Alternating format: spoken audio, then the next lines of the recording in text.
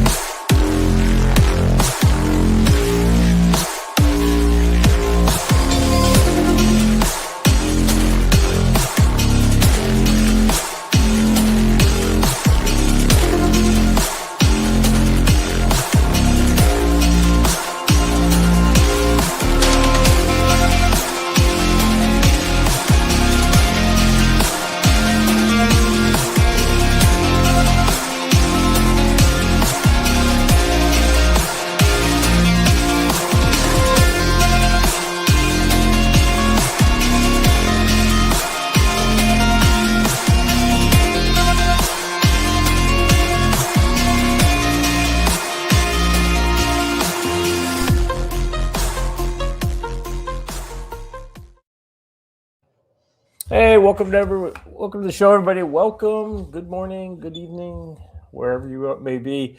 This is the Council on Future Conflicts, episode 619. I'll get my voice in my head. There we go. All right. Domestic tipping point in the Middle East burns. Guys, we're talking domestic stuff and we're talking, well, the Middle East. And then let's be honest, we're talking Davos and Greenland, and we got all kinds of shit we're talking about today. China. We are talking about some China, some Carney laying down and spreading wide for the Chinese. To my Canadian brethren up north, I apologize in advance for what eventually will happen to you. Rumor has it that Carney secretly met the Chinese in Djibouti. I think they met him in his Djibouti. Yes. He's more of a catcher rather than a pitcher, if you know what I'm saying, Joe. Yeah. Anyway, so yes, we have a good show today. A lot of good stuff going on. Here's the thing, guys. We always talk about the point of this show is these are the kind of conversations we would be sitting around having if nobody was listening. But ultimately, the idea is to bring some light to some of these issues that maybe it's not getting, to kind of help educate you guys, and then so that you can spread the word. And with the idea of having a better outcome, right? But I'll be honest with you guys. I mean, maybe it's my mood today. Maybe it's a combination of various things.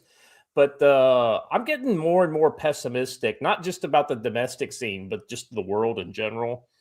It's I got the feeling, guys, this is what it was like living in 1914 or, in 1938, when before the shit really started hitting the fan. I get the feeling that's the kind of time frame that we're in right now.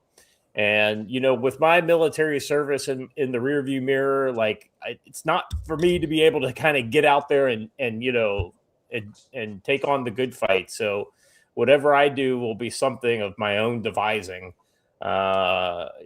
which is for me, having had a long military career, that's something that is, it's daunting. So I can only imagine how you guys feel. Anyway, so that's where my headspace is at today. Joe, how are you doing today? I am good. Ray Dalio said something very similar to what you just said earlier, too. So that they're willing to crash the dollar, and the governments are all crashing, and everything is all crashing at the same time. So it's worth paying attention. And I know everyone likes to say nothing ever happens, but everything is happening, just not on your block yet.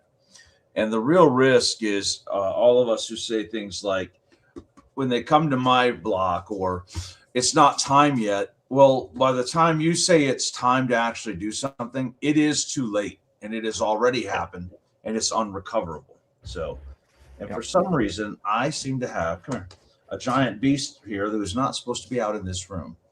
A giant fluffy white dog. Yeah, if you're well, I mean, Joe, it's just common sense if you're trying to do point defense anywhere, and I mean anywhere for almost any reason. Kind of the rule of the thing is if they've made it to your front gate, you've already sort of lost, right? Yeah, absolutely. So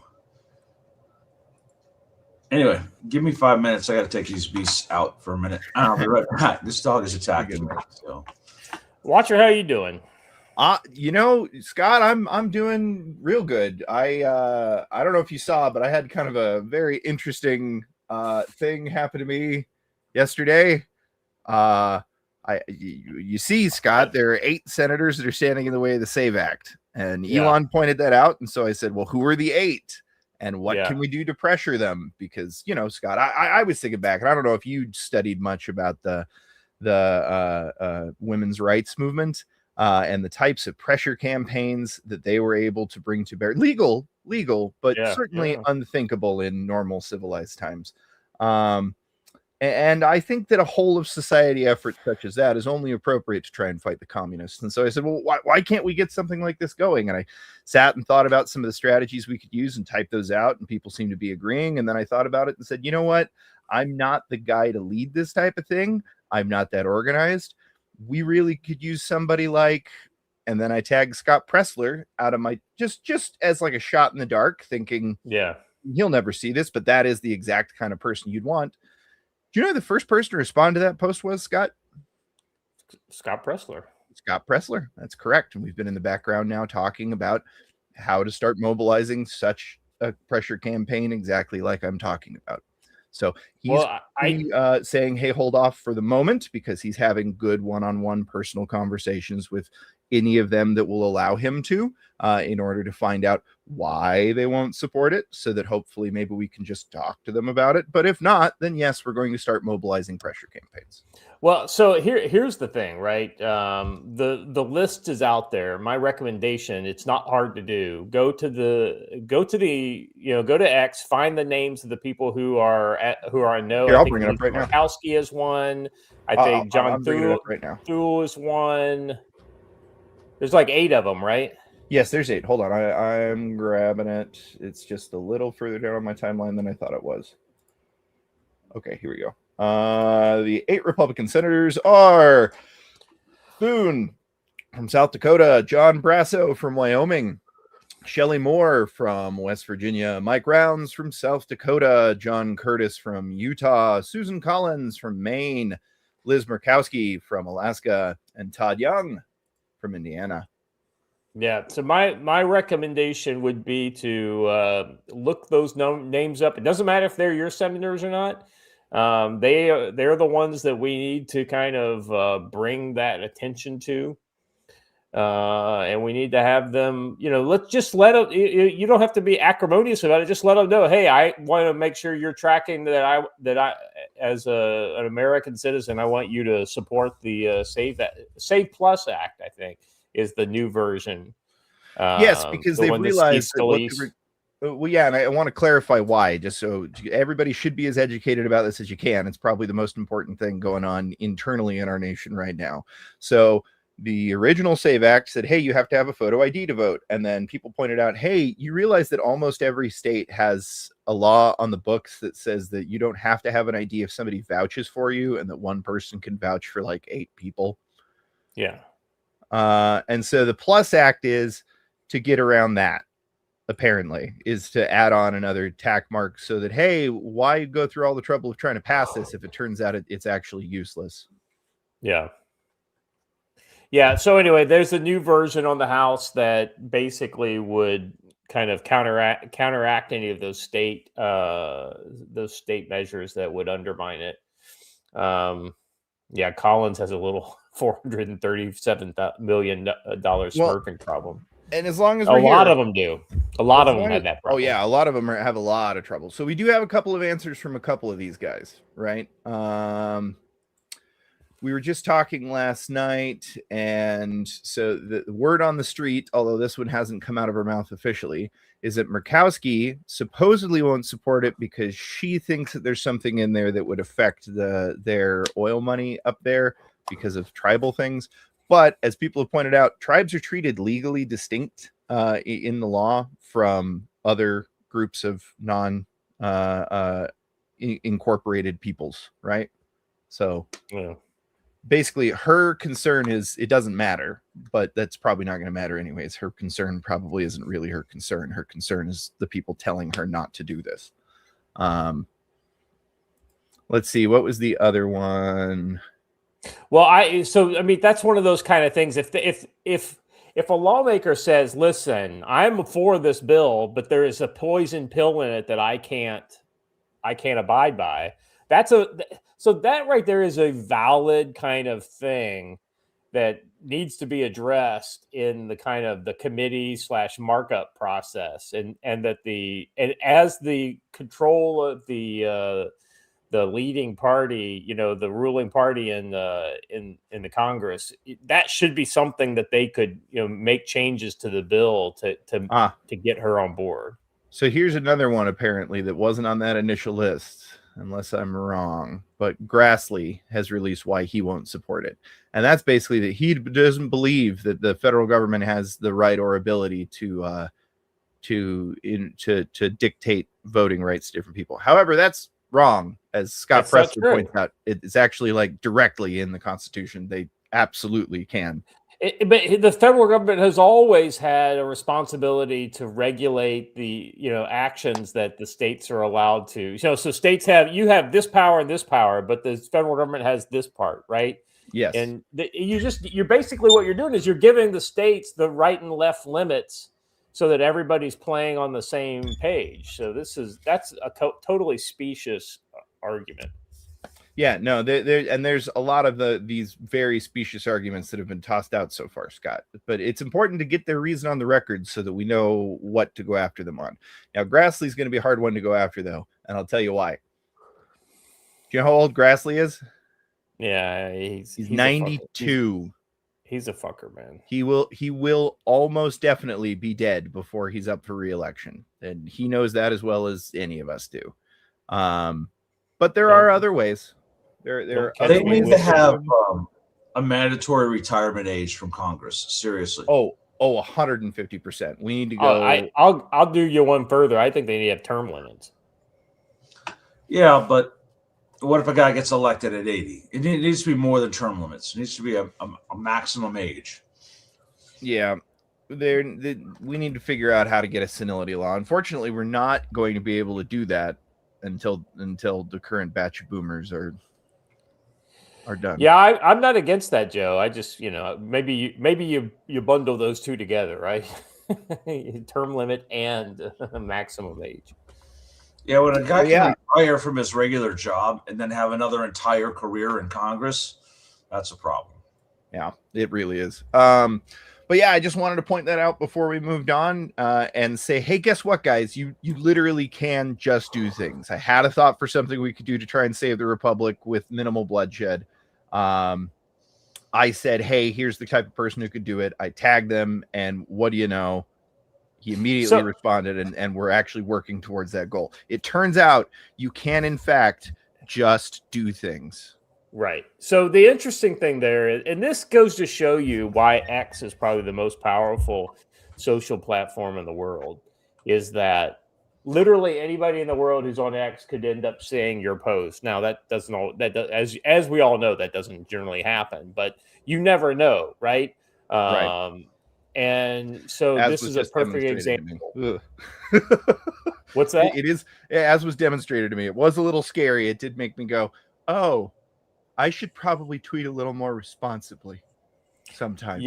Yes, Watcher, you should. You tend to be a little trollish from time to time, and I'm just kind of like, come on, brother. It's fun. You're better than this. You're better than this. But it's fun though. Right. All right, so we've got a good show for you guys today. We're going to be talking about a lot of stuff. Like I said, there's a lot of shit going on in the world that we're never going to.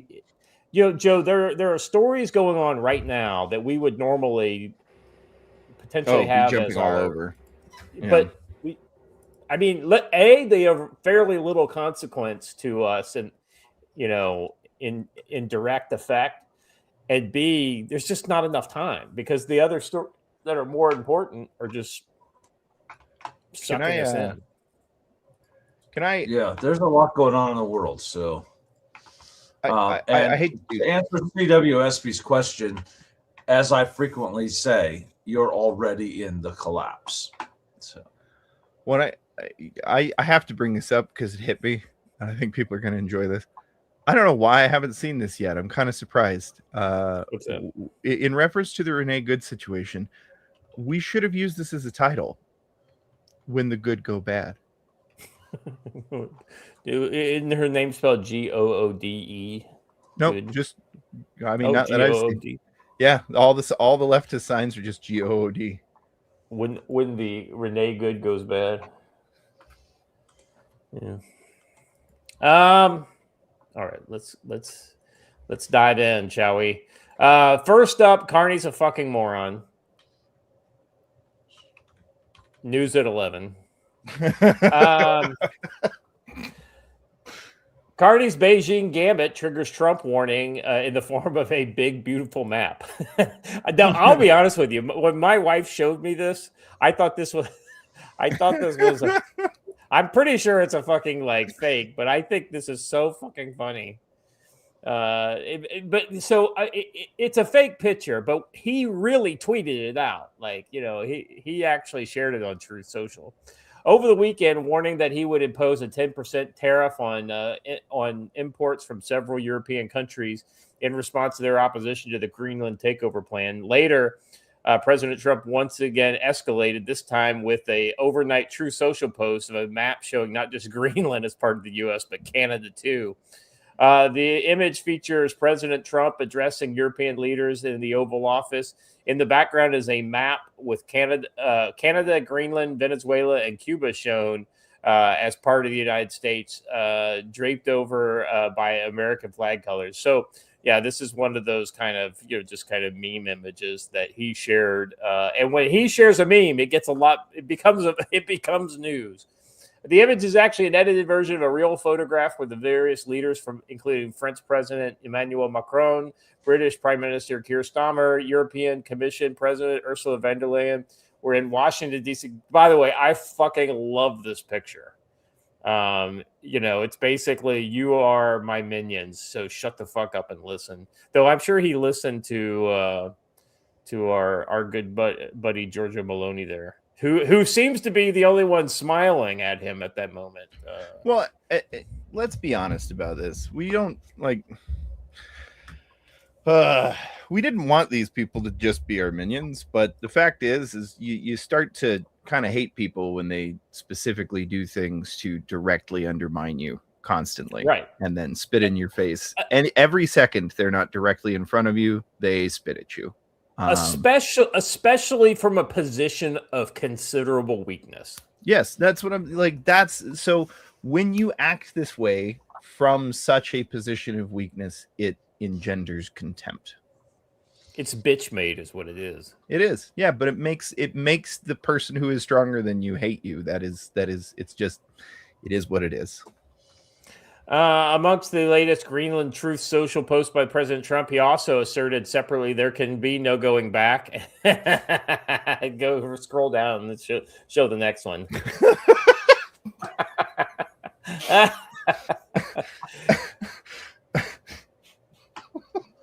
I tell you what, if Rubio and Vance don't run as a ticket in the next election, I mean, the meme value alone for that would be. I certainly don't want to see the two of them in the same room together anytime in the near future.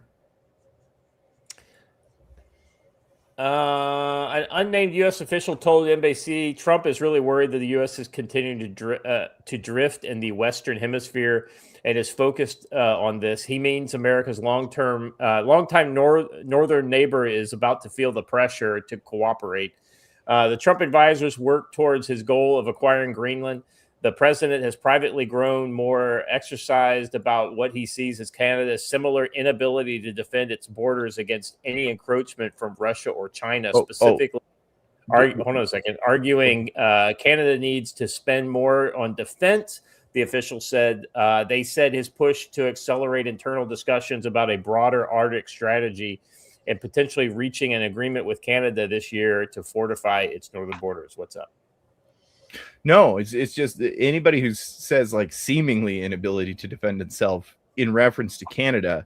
Oh no. They're being very about. generous to Canada. Yeah. They cannot defend themselves, as they showed this week when Carney basically, presented his fucking anus to Xi Jinping. Hunt isn't wrong. I'm still waiting for Trump to say we only need these countries because we need Lebensraum. Lebensraum, yeah. I mean, don't lean too far into the meme. Come on, guys. I mean, he's got to lean into it. Lean into it.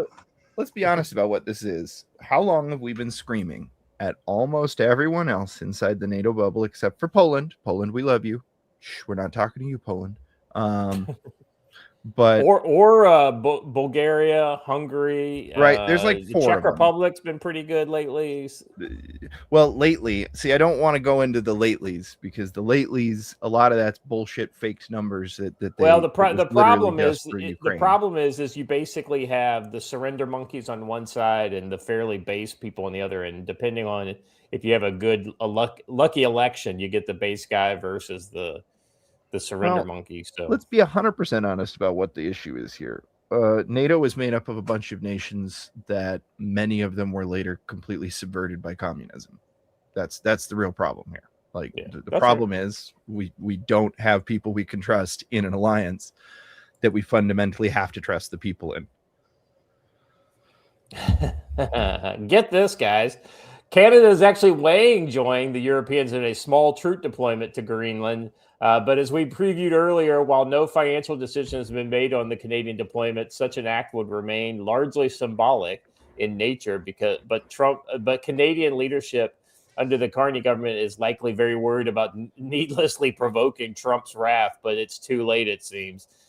President Mark Carney said that Canada is concerned, quote unquote, about what he has called U.S. escalation, but.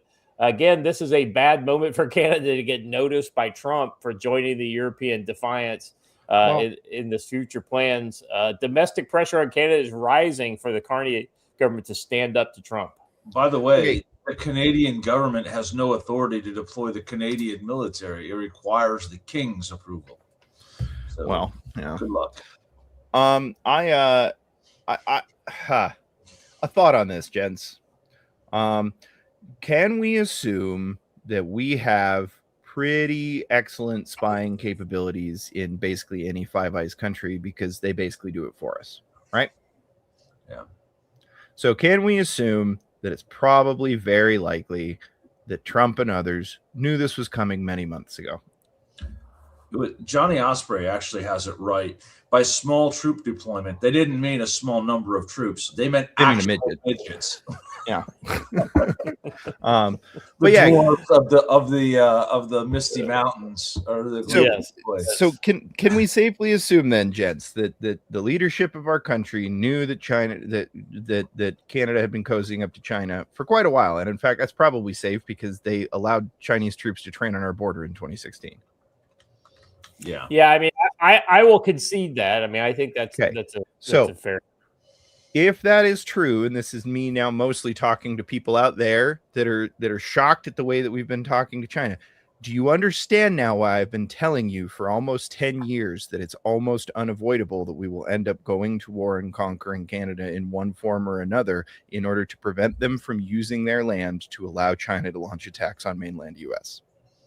You know, the biggest problem I think with having any new states added to the union is they would mess up the whole star count on the flag. I Oh, think we got a pretty nobody good needs states. No. 50 We don't need star. states. No, I'm We can just be a saying, you know, people territory. keep talking about additional states to the union. I'm pretty good with 50.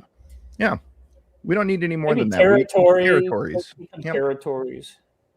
You know, maybe put them on like a 50-year plan pathhood to statehood.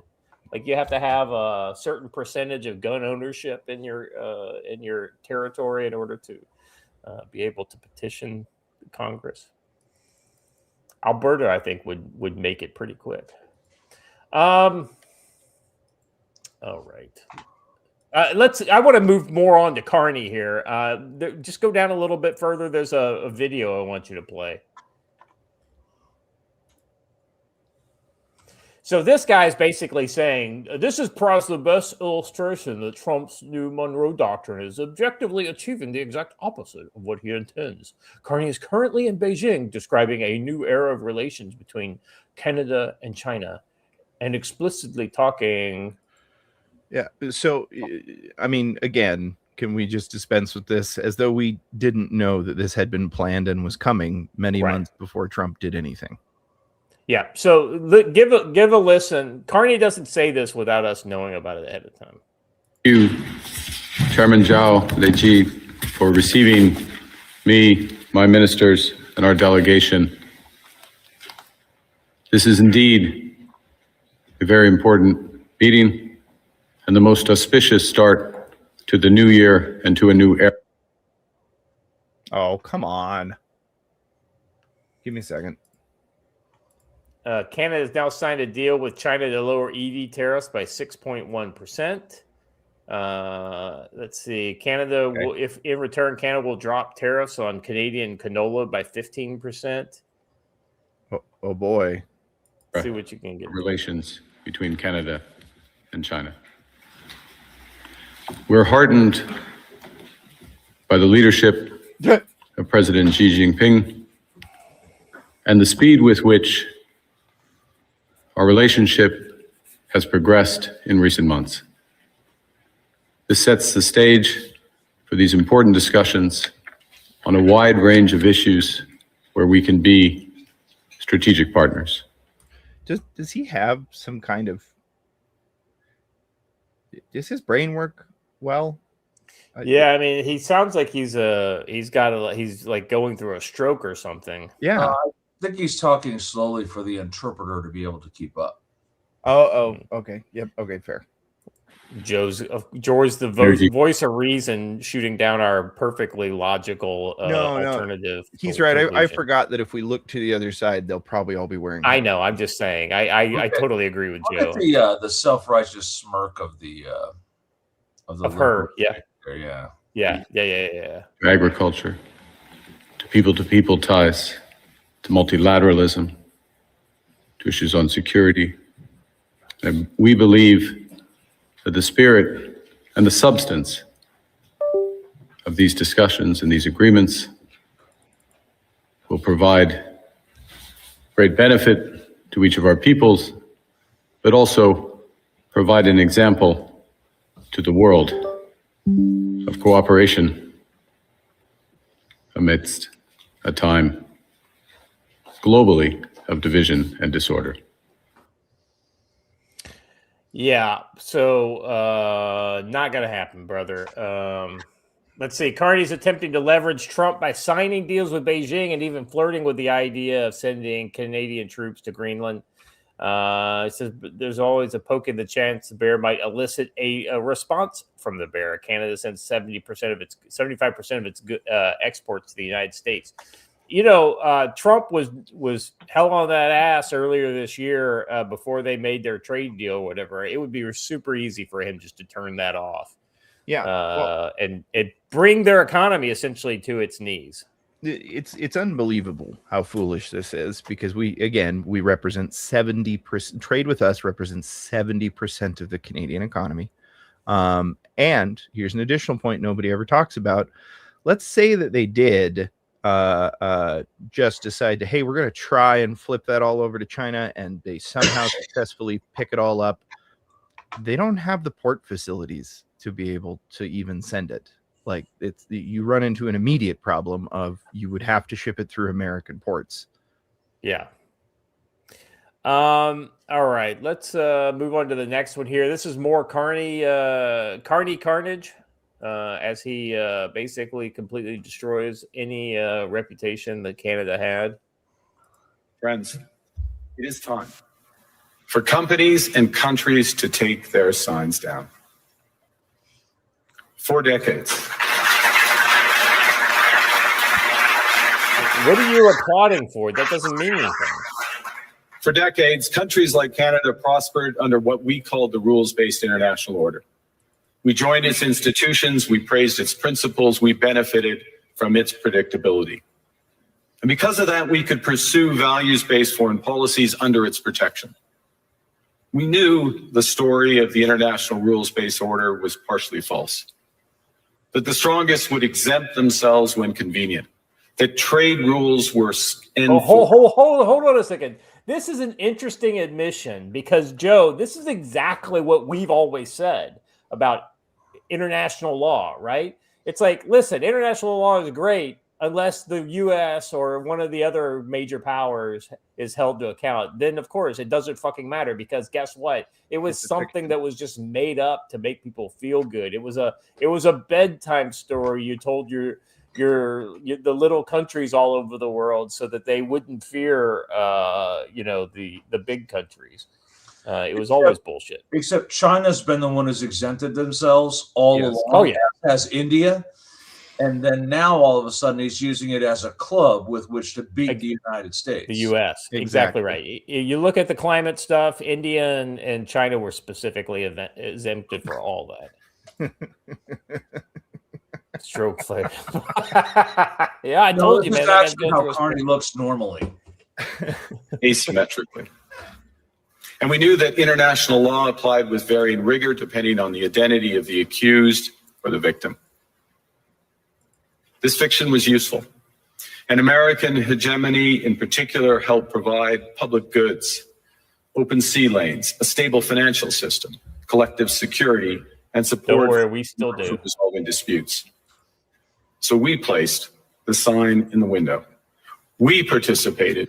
Wow. I think it's kind of bold of Davos and really speaks to how well they know their audience that they've placed a cuck chair on the stage and a man to sit in it.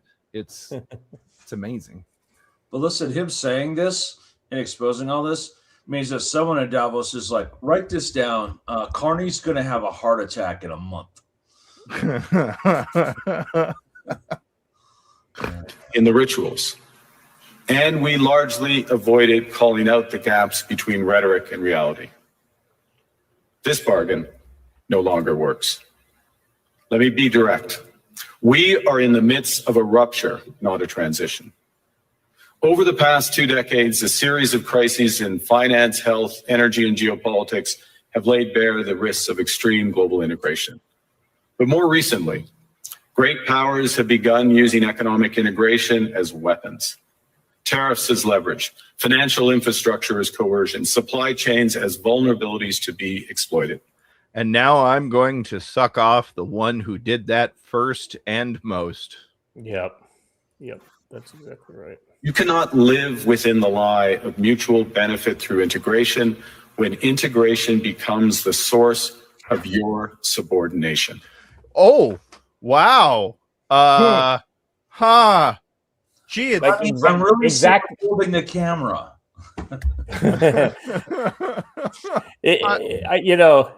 What he thinks is he's going to get a chance to have a go at his wife, but what he's really doing is he's hiring a Chinese bull to come in and take care of her instead. Well, no, but I can't get off that final statement. There is we can't do integration if integration is used as a weapon in order to destroy.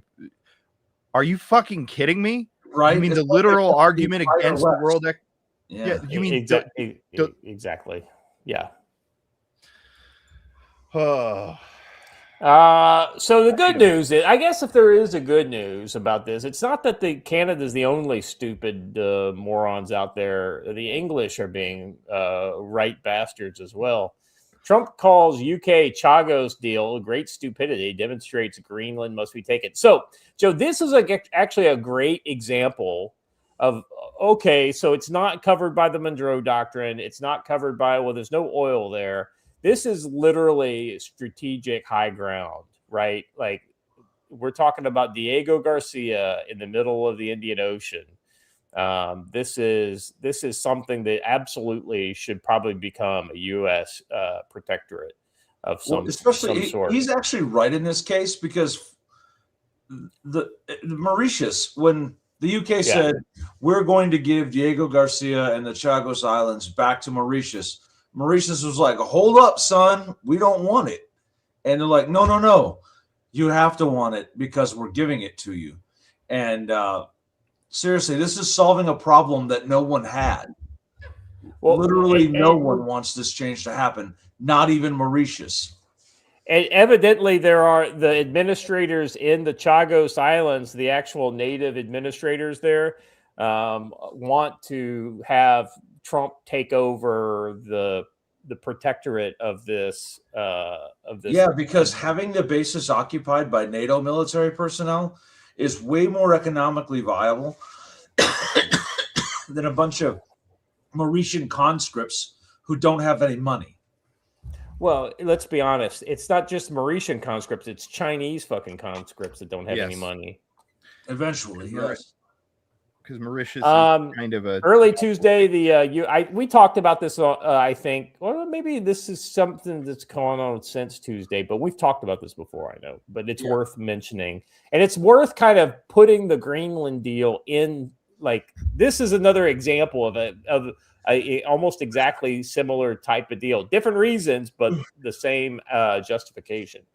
Early Tuesday, U.S. president on social media blasted the UK government led by Prime Minister Keir Starmer, branding Britain's prior agreements to hand sovereignty of the Chagos archipelago to Mauritius as an act of great stupidity and total weakness. Washington had backed the arrangement last year under the Joe Biden administration, which transfers the Indian Ocean territory to Mauritius while allowing the UK to retain access to Diego Garcia Air Base under a 99-year lease. We saw what happened to their last 99-year lease. That was fucking Hong Kong. Look what happened to it since UK. Good fucking job. And oh, by the way, China would have accepted your ownership of it when you initially signed that 99-year lease, but you could have changed that fucking deal at any time. He claimed the deal means the UK is planning to give away the island of Diego Garcia. In his Truth Social, Trump took aim at the deal under which London would surrender sovereignty. So that's the key phrase right there. This is not like this is like we're renting it. The UK's renting these islands and we happen to have a base there. No, UK is the sovereign owner of those islands. Those islands are part of the country of the United Kingdom, and what they're doing is would essentially IOT, British International Overseas Territory. Yeah, and what they would, it's just like the Virgin Islands or a lot of these other Saipan, not Guam. Guam's an actual territory. We've got all kinds of these, the Falklands. Well, no, I was thinking of I was just comparing them to American possessions that aren't quite territories, but they are still U.S. You're a U.S. citizen. Mariana Islands, yeah. Yeah, exactly right. So anyway, he said he took the opportunity to say the move underscored exactly why he wants the United States to take control of Greenland. The UK giving away extremely important land is an act of great stupidity and another in a very long line of the national security reasons why Greenland has to be acquired. Denmark and its European allies do not do the right thing. Trump wrote in his concluded sentence in the message, despite Diego Garcia lies some 1,000 miles from the nearest continent. That's how far from the southern tip of India it is. It hosts a highly secretive UK-US military base and has since the 1970s. At this point, its inhabitants are all military personnel and contractors. Over 900 Chagosian inhabitants were forcibly removed to make way for the military base in the 1960s. The remote airbase has at times been used by the United States to attack targets in the Middle East. For example, typically ahead of any potential threatened Iran strike, U.S. begins building up its aerial assets and forces in Diego Garcia. All right.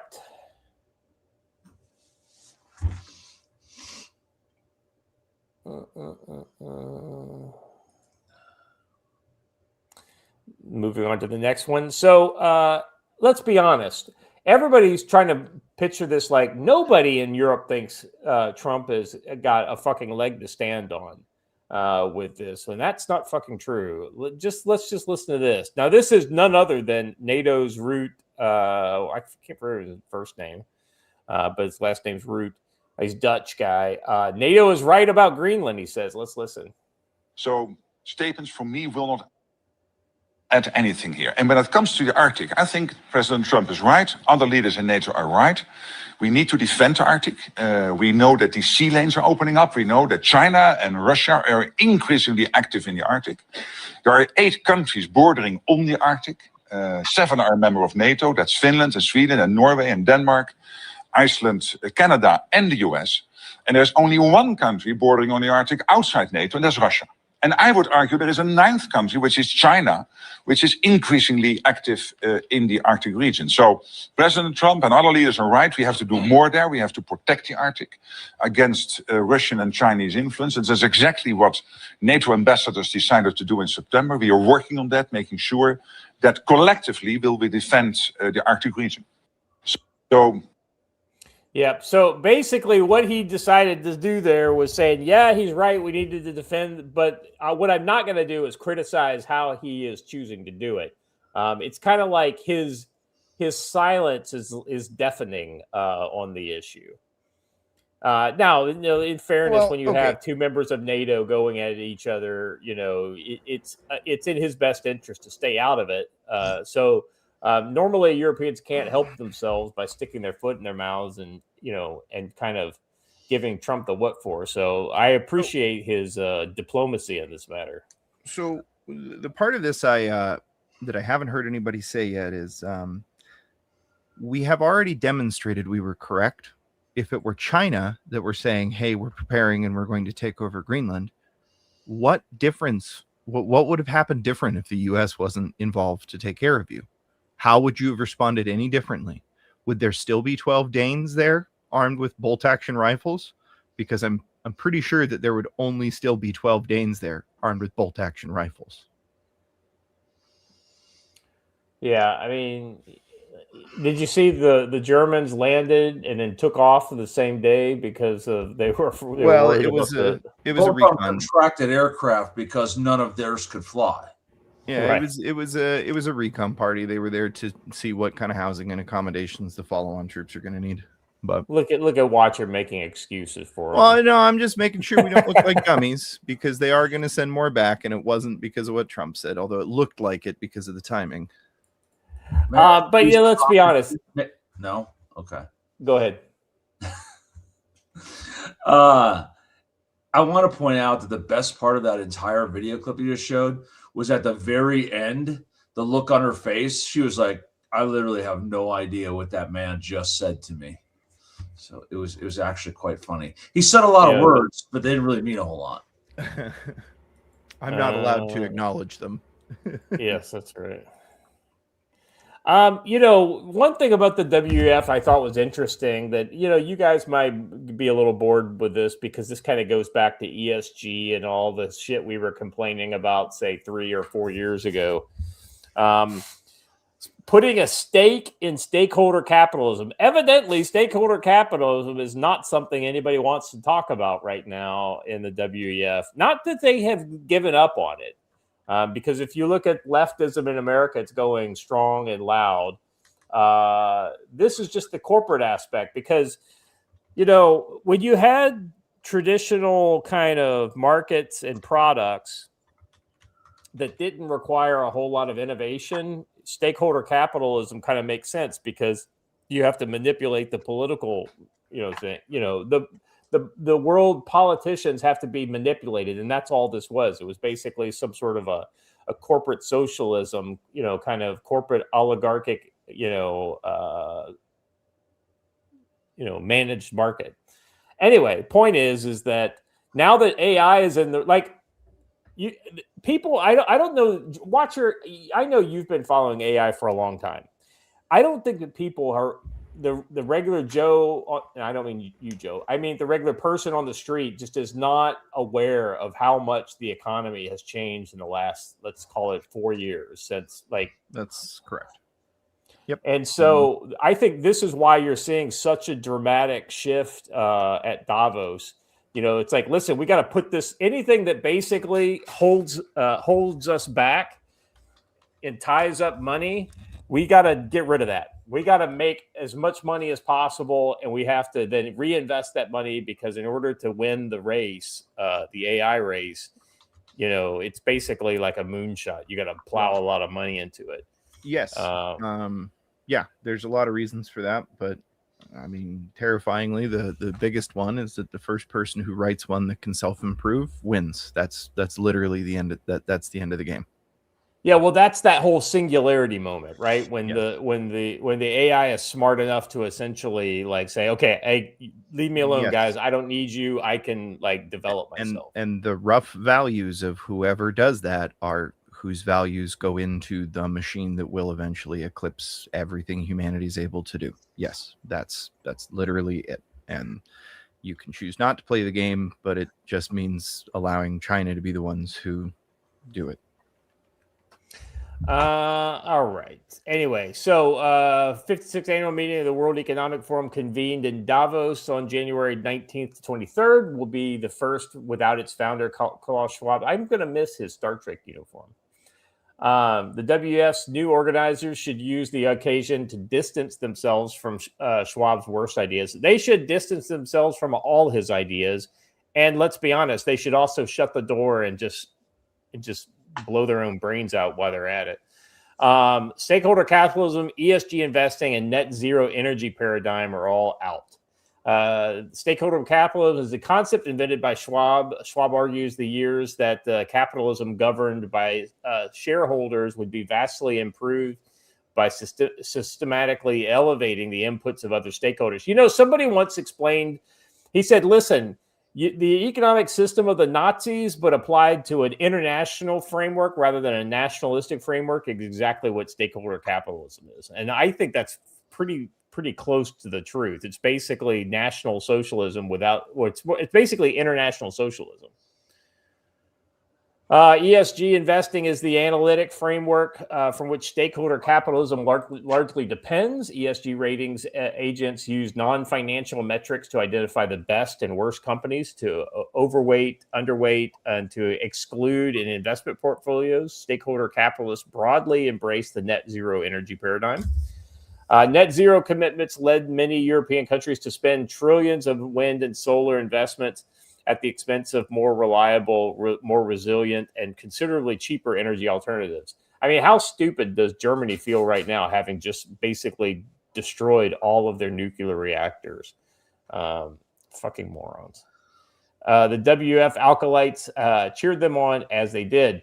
All these concepts have harmed humanity. So anyway, we don't need to go into too much of the details here, but needless to say, these concepts are out.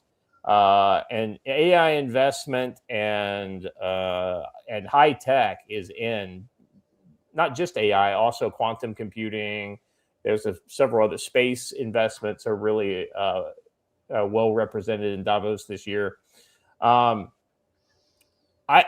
love to say this is a good sign, but the fact that fucking the WF is still around means they're still around.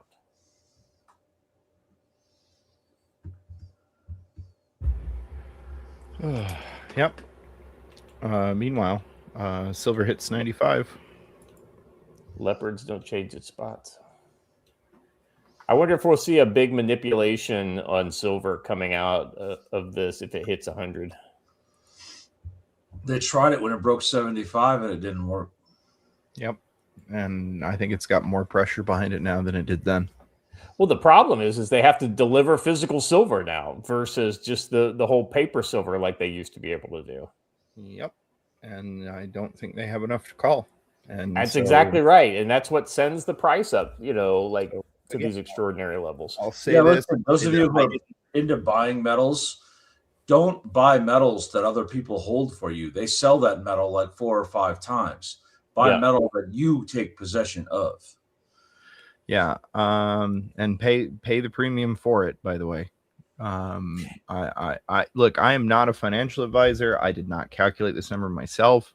Just came from a source that I've trusted, and it's not a new number. This has been a number that's been floating around for about 1.5 years now.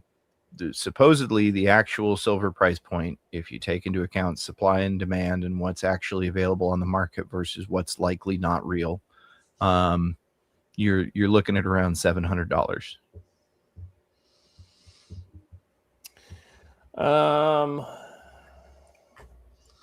Yeah, I mean, basically what they were doing is the same thing with fractional reserve banking, except for they were applying it to silver metals, just like Joe said.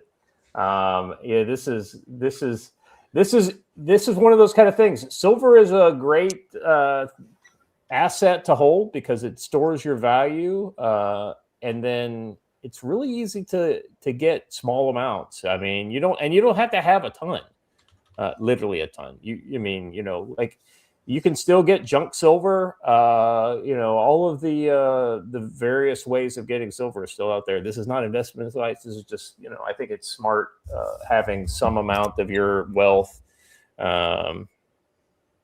Krugerrands, definitely. You don't pay the premium that you do with the Eagles. Yeah, I mean, they're both the same amount of silver. You might as well go with the Krugerrands because the South Africans are looking to just get some cash. So buy Krugerrands. And I believe that $1 face value of coins is somewhere around $65 or $70 in silver value. So yeah, that's about right. It's I was looking at junk silver the other day.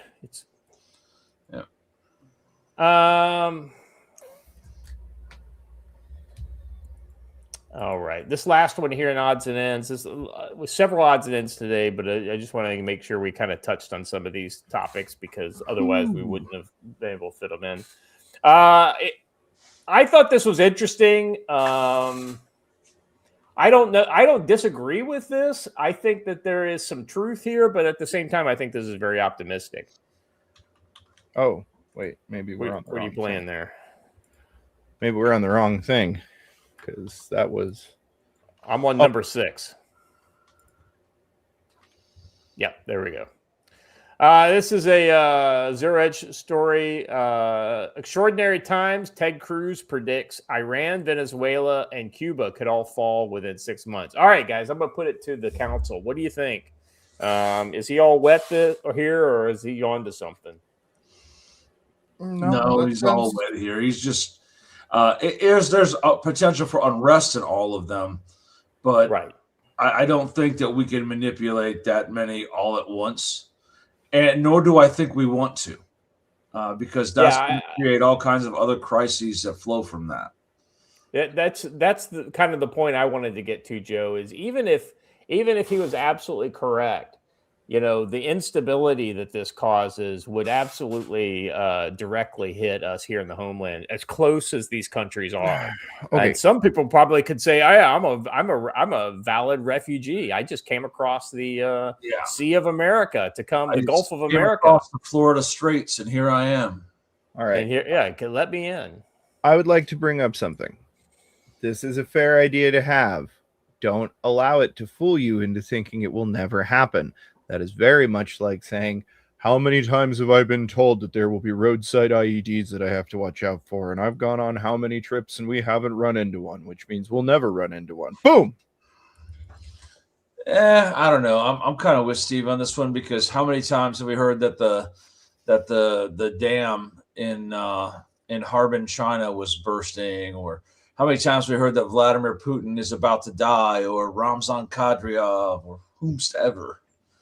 So yeah, I don't know. I'm still up in the air. I'm hopeful, that the Iranian people will prevail in this, and I also am realistic. Like, this is not like any of the other previous uprisings in Iran. So to say this is not unique is to deny reality. That being said, what you're seeing right now, we'll talk about it later, is a massive mobilization against the protesters and the willingness to use an unlimited amount of violence to get them back in the, basically back penned up in their cages. So we'll see how that ends up, but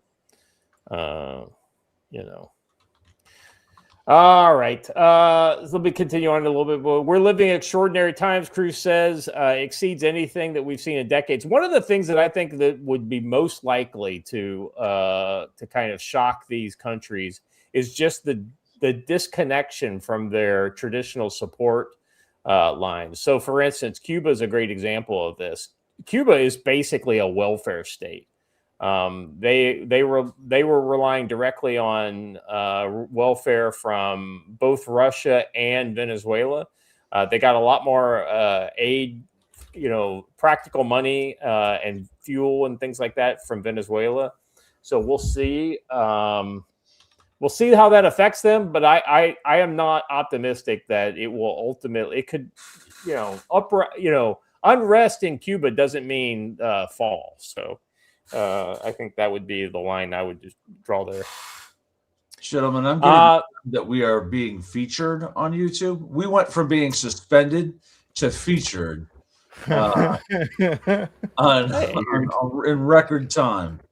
I know, right, Joe? The shocking amount of butt humor. They must have thought this was an LGBTQ podcast that we're doing. That's pretty good, actually. That's funny. All right. Anyway, so I just wanted to bring. We haven't talked about Venezuela in a while or any of these other countries. I think the one I would add on here that you may see some movement on in the near future, and it won't be like war. It would be more like deal making in the U.S.'s favor. Is not Iran, Venezuela, Cuba. It might be Panama with some action potentially around the Panama Canal and the nationalization of the Panama Canal by the Panamanian government, and then turning around and bringing the U.S. in, not at the way it used to be, but in a kind of a new lead role that would give us access, and it would basically freeze out the Chinese who are currently running it. That would be the one that I would kind of make a prediction on. We shall see. Let's let old Ted Cruz make his case directly, though. There's a video of him talking to Maria Bartiromo. No, it's 9 minutes long. Just give him the first minute. Talk about, Senator, let's start with Iran, where dissent right now is being punished. I want to get your take on what President Trump should do regarding Iran. Well, Maria, I have to say we are living in extraordinary times. The change that is occurring across the globe exceeds anything we have seen in decades.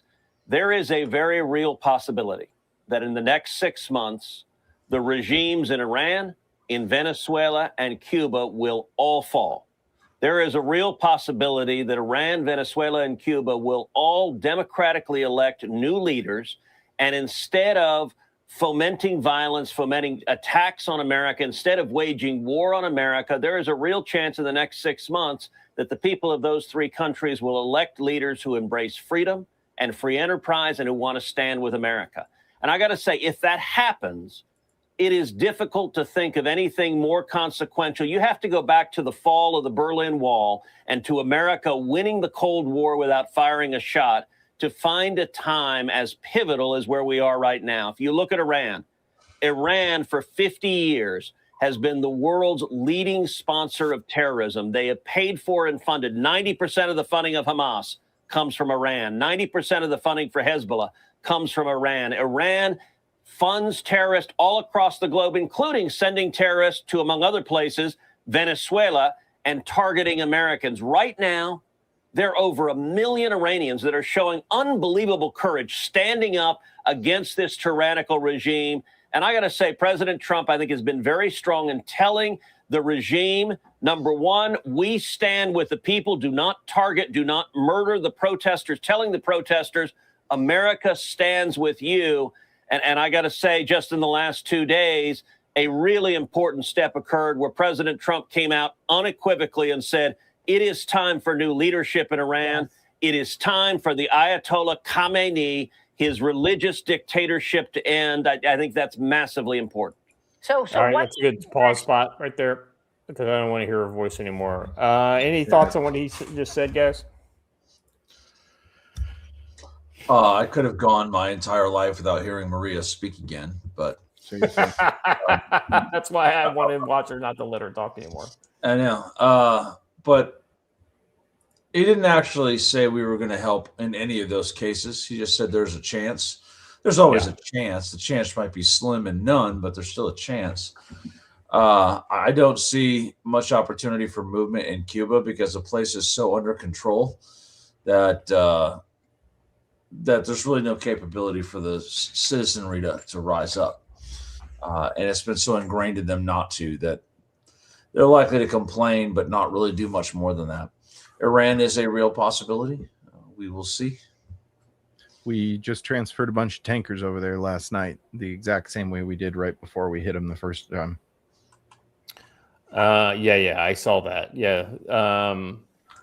Breaking, Canada is drawing up military plans for a possible invasion by the U.S., says the CBC. Military officials in Canada are modeling a U.S. invasion from the south, expecting American forces to overcome Canada's strategic positions on land and sea within a week and possibly as quickly as 2 days. So I have seen simulations that were run for fun a couple years ago by some people that I trust pretty well. 2 days is ridiculously generous and assumes a lot of things that won't happen, like half of the Canadian forces fighting. Well, like, I mean, it also assumes a traditional invasion and not just a soft raid to go do a decapitation strike. The thing that would slow the thing down, it would just be how long it would take to fly to the different that's locations. And if you assume that they send simultaneous strikes to each of them, you're looking at about 18 hours till literally all of it's captured, because all of their important infrastructure is pressed directly up against our border. First of all, this entire discussion is silly because it's never going to happen, and it's just tomfoolery, and it's just a way to distract people from whatever the ills are in the individual countries involved. Well, right. So I just want to point out, this is not the Americans talking about this, but no, that's the Canadians talking about it. Yeah. And that's who had ran the simulations the last time that I looked at it, was the Canadians, and they were looking at it from a point of, see, this is ridiculous. Why would we even try this? All right. Can I finish my thought now? Yeah. I'm sorry. Go ahead. It would be silly for any country to not have a plan on hand for its neighbors invading it. This is just what countries do. We have a plan to invade Canada. Canada has a plan to invade the U.S. Neither side ever intends to use it. It's just silly, and people fall for the breaking news, red flashing light. If apparently that means something to some people. To me, it usually means whatever follows is to be disregarded immediately. Go ahead. I've lost audio.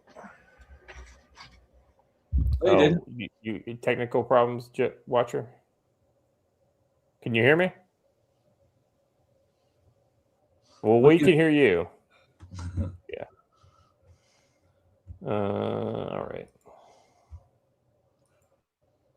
All right. Well, sorry, gents, I can't hear anything, but if you want me to play the video, which it looks like you do, I'll do it. Oh, no. Push. No, don't play the video. Got you back. Sorry, I have audio again. All right. No, that's the beginning of segment 1. All right. Joe, tacticalasswisdom.com. What's going on? So there were some questions in the chat about, do we have a date for Mount Readiness? Absolutely. And you can actually buy tickets. 14 tickets have been sold already, which is a really good sign, given that it is January 21st. And I've already had like 4 camping reservations made. So Mountain Readiness West. We'll bring up the Mountain Readiness West website in a minute, but first, tacticalwisdom.com. I wrote an article last night about having your vehicle prepped and what you can put in your car and what could be around. And I pointed out that it's already riot season, and I'm so far behind that I still have my Venezuelan war decorations up. It's hard to keep up with the new seasons, isn't it? So Yeah. That's a good point. The world changes so damn fast. Right. So anyway, there's a lot of great information in the article about what you have. There's two big takeaways I want everyone to have is that, first of all, when you say, I don't have to worry about that, I live in a rural area, there's no one who lives more rural than me. Like, my nearest neighbor is 5 miles away. And I had protests in the towns both to the north and south of me last week. There is a fringe element, no matter where you live, that's going to cause problems. And these people literally think they're saving the world, so they would not hesitate to harm you. So take a look there, go to the article and check it out. Click all of the links and buy all of the things. I highly recommend having some type of radio available. But anyway, check that whole thing out. Get in there and do it. The next class we have coming up, we have Combatives Weekend this weekend. And then next weekend, 2 weeks from that, we have Wilderness Survival. So we've got a lot of things going on. And at the end of the month, let me pull up a calendar here. I don't have it on there yet.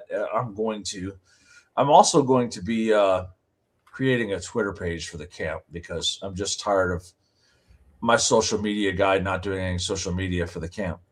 February 27th February 27th through March 1st in Kalispell is the Sportsman's Expo.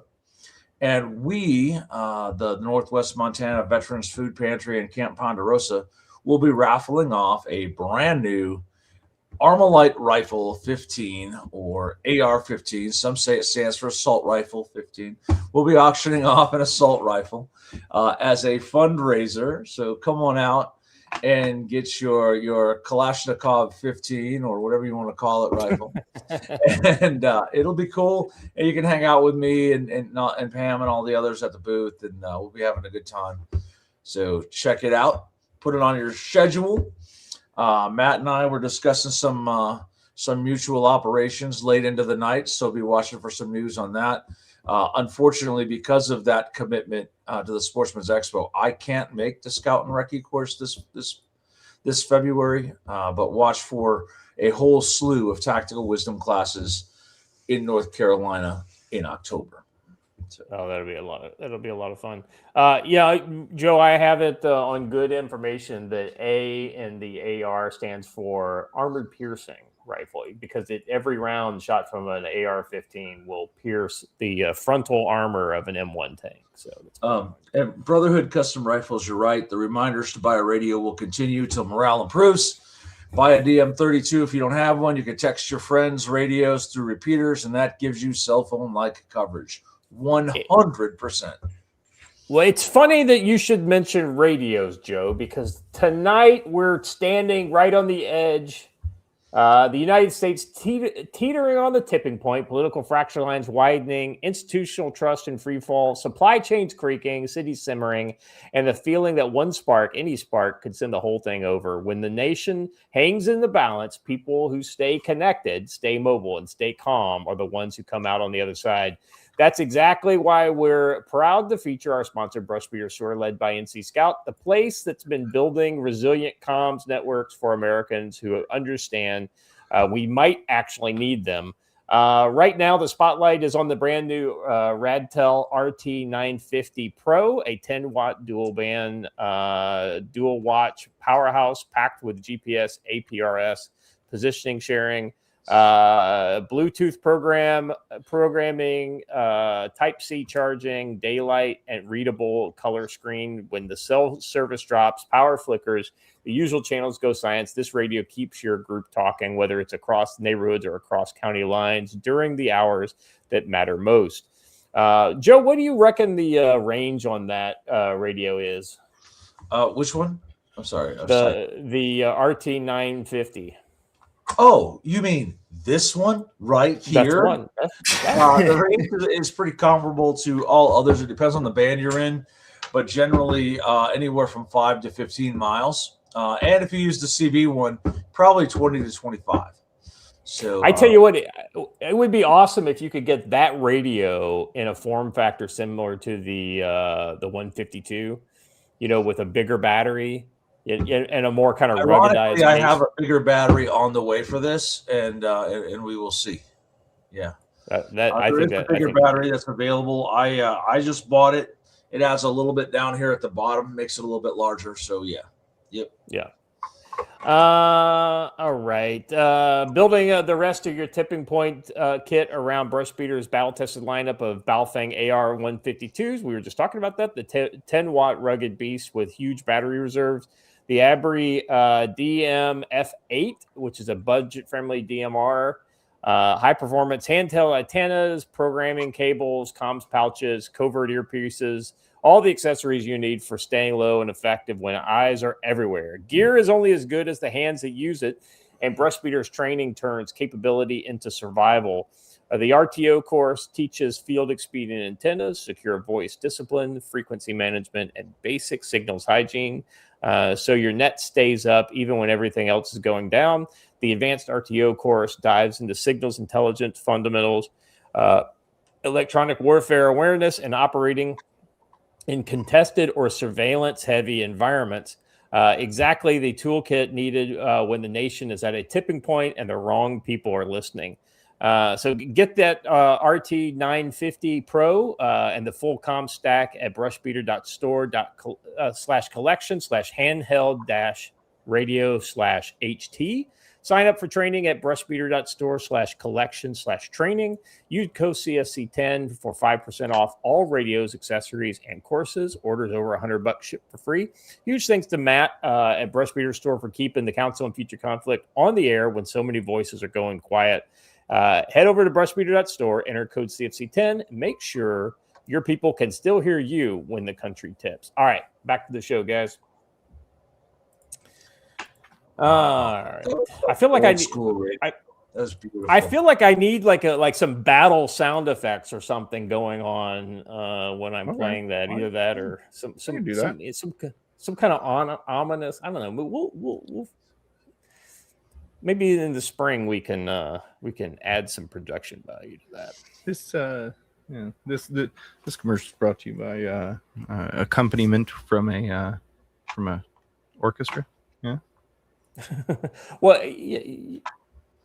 so here, Watcher, one of the things that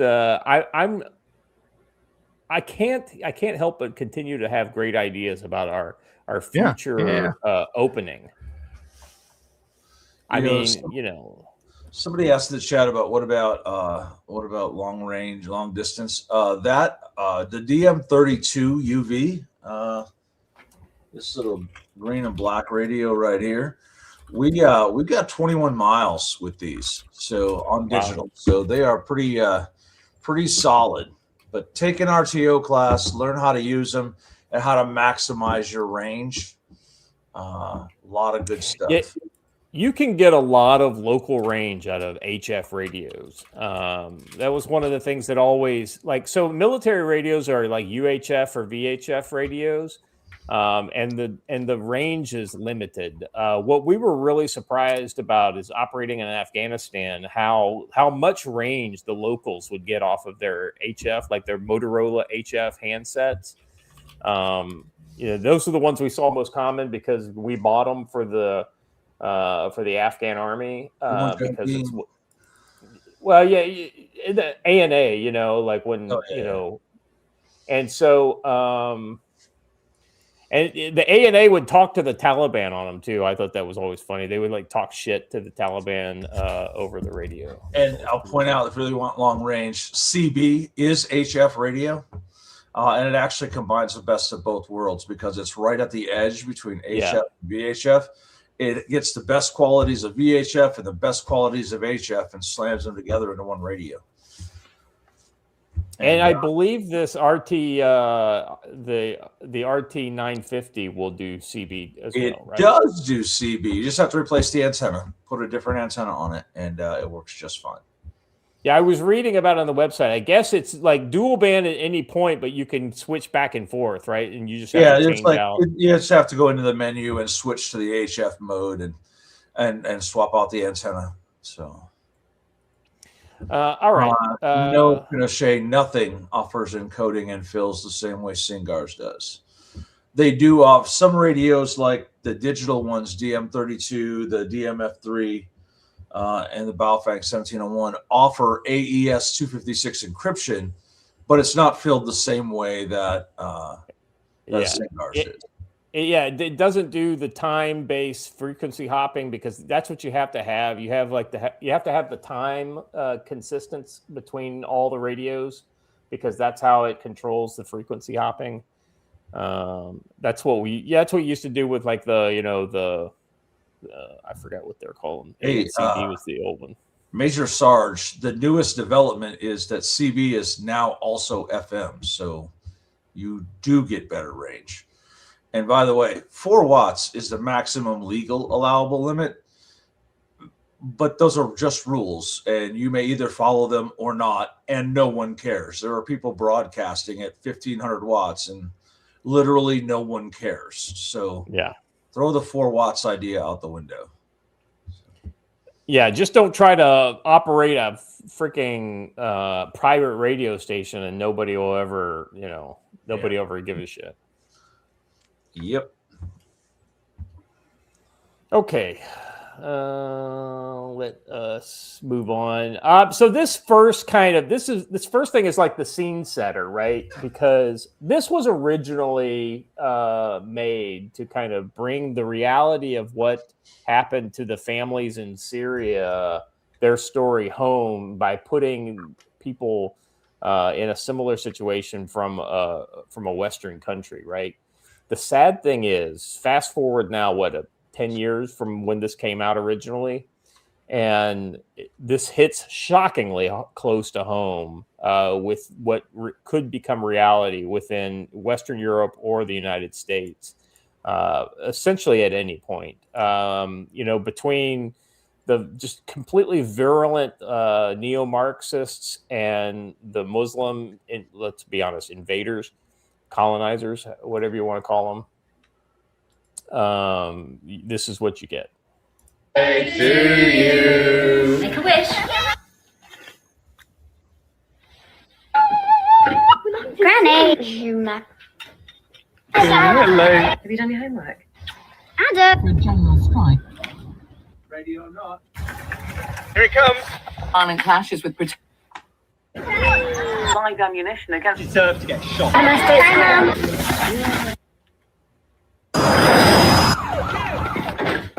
Air strikes on rebel position. We are going to stay. What's happening? Go.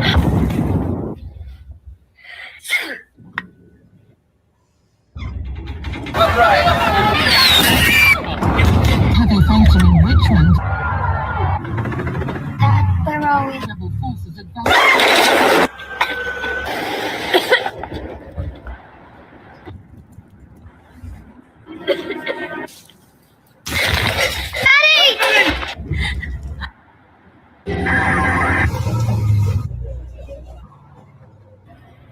Happy birthday to you. Make a wish, darling.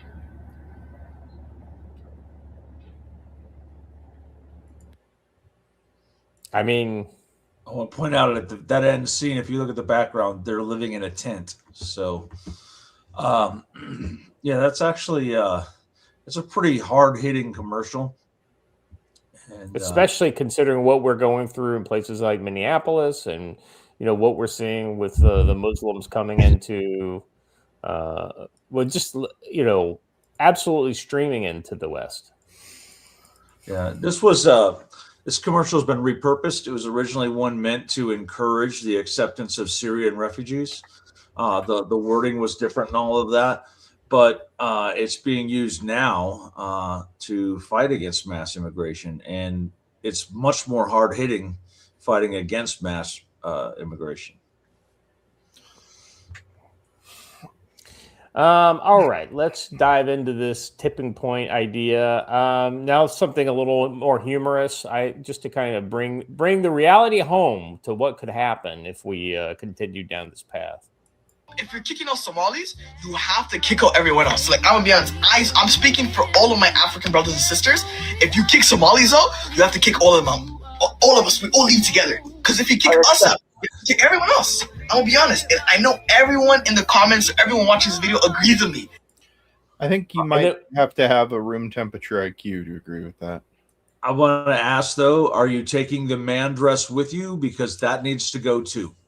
Yeah, and your baby blue flag. Take that as well. All right. So here's the reality. How quickly things change. When leftists tell you who you are, you better believe it. Yeah. That's the new governor of the Commonwealth of Virginia, Abigail Spanberger, ran for that office as a moderate. But the executive order that she talked about is state and local police not cooperating with ICE to get criminal illegal immigrants. There's also a list of, now the Democrats control the legislature, that a number of bills that have been put forward. You can't read it here, but let me just go through it. Sales tax on Uber Eats, Amazon, sales tax on admissions to a variety of businesses, create 2 new higher tax brackets, 10% tax bracket for anyone making over $1 million, 3.8 investment tax, raise the hotel tax, new personal property tax on landscaping equipment, ban gas-powered leaf blowers, guarantee illegal aliens free education, make it illegal to approach somebody at an abortion clinic, extend the time absentee ballots can be received after Election Day, allow people to cast their votes electronically through the internet, expand ranked choice voting, extend the deadline for ballot curing, redact the addresses of political candidates from FOIAs, add Virginia to the National Popular Vote Compact, make it illegal to hand count ballots, $500 sales tax on firearm suppressors, assault weapons in large capacity magazine ban, 11% sales tax on all firearms and ammunition, prohibit outdoor shooting of a firearm less than 5 acres, lower the criminal penalties for robbery, ban the arrest of illegal aliens in courthouses, remove mandatory minimum sentences, allow localities to install speed cameras, and replace Columbus Day with Indigenous Peoples Day. Wow. So elections have consequences, Josh. What a spectacular reminder that we no longer live in an era where there's an existence of a moderate Democrat. I think for the last 6 months, for those of us who pointed out that the Mamdanis of the world had taken over the Democratic Party, we were assured, no, that's not the new face of the Democratic Party. It's people like moderates, Abigail Spanberger. I mean, she's there for a cup of coffee, and all of a sudden we have a communist manifesto out in front of us. This is going fast and furious, but it is how Democrats govern. Regardless of what they say, even in a purple state like Virginia, Youngkin didn't govern as a right-wing lunatic. She's trying to take it so far left, it's almost unrecognizable. No lies detected, gentlemen. I want to address specifically the thing about the National Popular Vote Compact. You can add your state to it all you want. It violates the Constitution of the United States and is therefore invalid. And doesn't mean anything. It's a symbolic gesture at most. So, yeah, there's a lot of really heinous things in this. There's other things. Expanding abortion rights, the stricter gun control. You heard, no more outdoor firing of firearms unless it's a huge open space. A lot of local firing ranges are less than 5 acres. So it means that if you own 4 acres, you can't shoot in your own backyard, right? Which is just silly. In the state of Virginia, not in the city limits. They took that whole sic semper tyrannis and rearranged the words. Semper tyrannis, right? Always tyrannical. Yeah. Everything that's on that list is crazy. You're driving the wealth out. You're punishing people for being successful. Not even just the rich, right? So 10% if you make over $1 million, but anyone under 600K is now subject to anywhere from 8 to 10% if you make over 50K. So you're saying being in the middle is bad also. You either have to be dirt poor or very, very rich to succeed, which is what communism does. It never raises anyone's level. It lowers everyone's level to the least common denominator. So the other thing is the risk of ranked choice voting. Don't get me started. That means that they get the opportunity. If you give them a first and a second choice, they can count those votes for whomsoever they want to win. It's a really silly way of doing it. I mean, at this rate, Virginia won't have it will have nothing less to tax, though, the way these tax brackets are looking. Phil Coggins for $10. The National Popular Vote Compact would have died last election. California never allowed the EC votes to go to the president, especially if it had decided the election.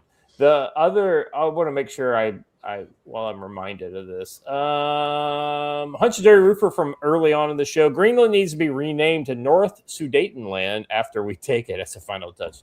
Too close. Two on the nose there, Hunch. And he for another $2, he says, "Why give those frost-back liberals any rights to make them equal to an American citizen? Territory at best for the northern foot." Yeah, 100%. I totally agree. I think territory is being maybe free association. Maybe make each of them independent sovereign states with free association compact with the United States. That way they're not connected to each other at all. And basically they can't do anything for 25 years. At that point, maybe they can go be independent. But unless they're going to vote the correct way, they don't become a state. All right. Let's see.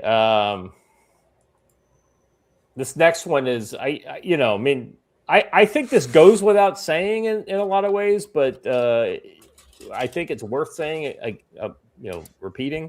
This is from journalist Michael Schellenberger. The left is getting people killed at this point. Investigative journalist Michael Schellenberger has accused the radical left of getting people killed through ongoing delusion and interference with the federal immigration enforcement, pointing to the fatal shooting of Renee Good as the prime example. Appearing on Fox News channel's Jesse Waters Primetime, he highlighted how leftist rhetoric and the actions of radicalized individuals like Good leading to perilous situations while the obstructing lawful operations. Let's watch the clip here, and it's only about a minute, so let's watch this clip and then we'll discuss. This first one. Okay. Look, I think the left is getting people killed at this point. There's no other way to say it. I mean, these are not difficult issues legally, morally. Public voted for a president who's implementing his policies. It's undemocratic to halt the implementation of those policies, which is what is happening. A year ago, we were talking about, the left setting Teslas on fire. Obviously, between then and now, Charlie Kirk was murdered. The radicalization of the left is ongoing here. I mean, Renee Good, the woman that was killed, is a victim of all this herself. She's in the grip of a delusion. Her partner afterwards said that she couldn't believe that they were using real bullets. They're not in reality. They're in some total fantasy universe. They imagine they're fighting Nazis. They don't understand that the majority of their fellow Americans, voted to implement the policies that ICE is implementing, and they imagine the police would use fake bullets. I mean, it's a dangerous moment, Jesse. I hope this will finally serve as a wake-up call to the left, because they're getting people killed. It's as simple as that. I mean, all right. Just kind of thoughts on that. I think this aligns pretty well with things that we've already said, but I'll let you guys kind of opine. Who's Michael Schellenberger, first of all?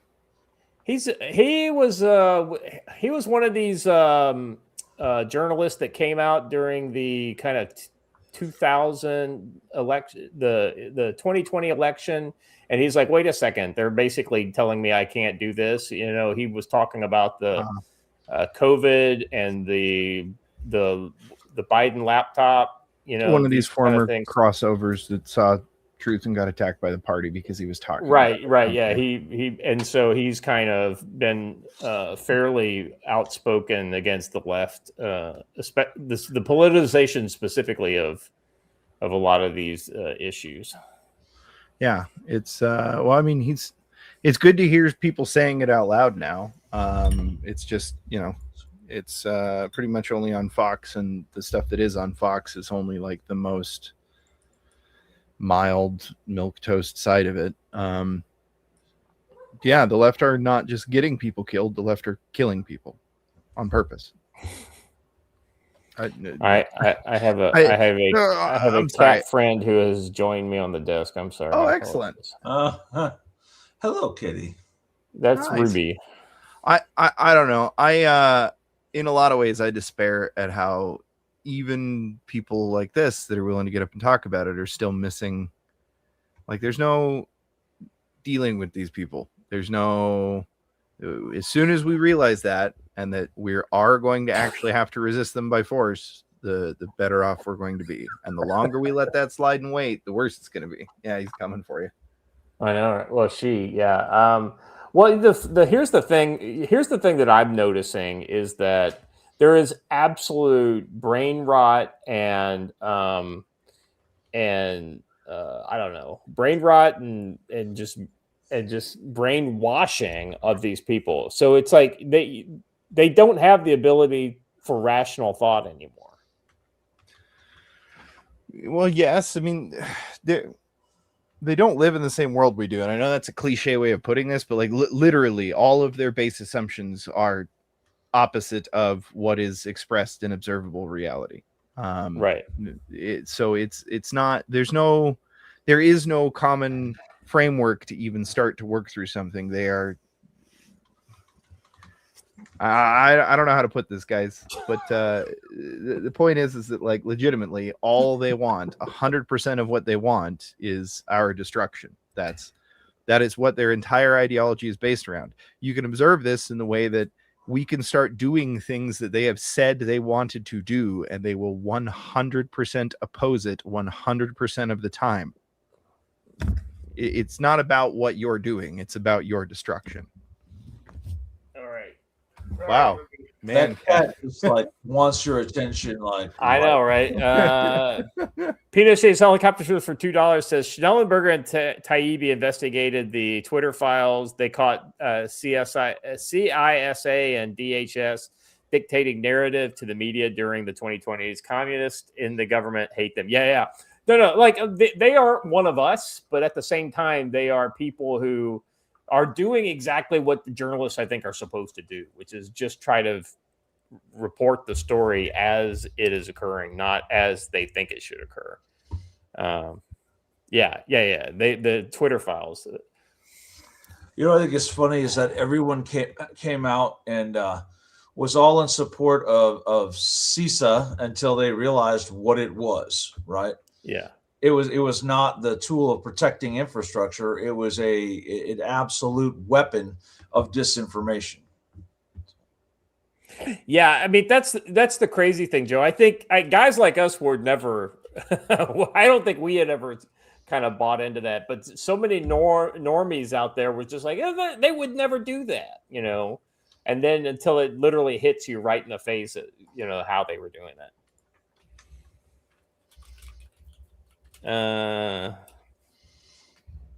Did you see this Jay Clark? I just answered it. It will do 18 to 30 megahertz, or actually it goes 18 to 60.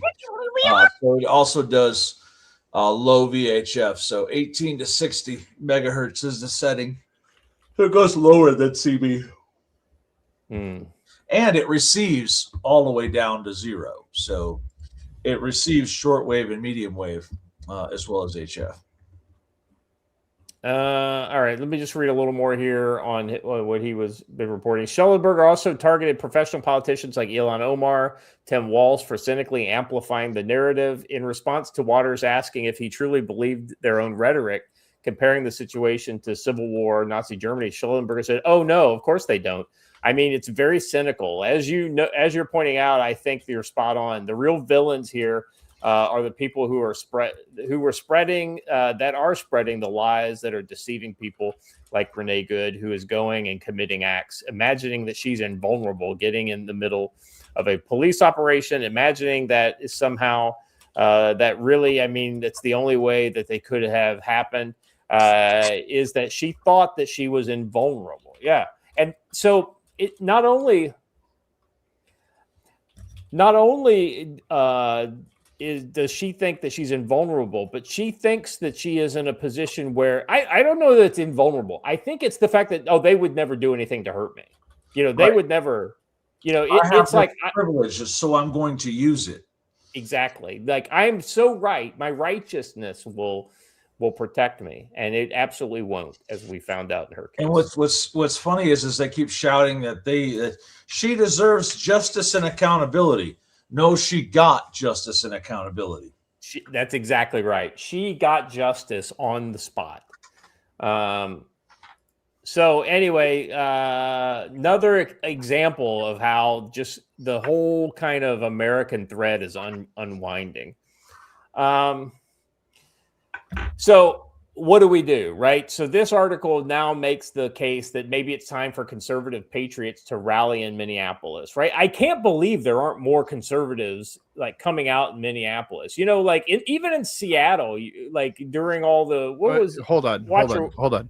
A guy literally just had his car door ripped open and almost had somebody pulled out of the back of their car because the street communists thought they looked like a conservative yesterday.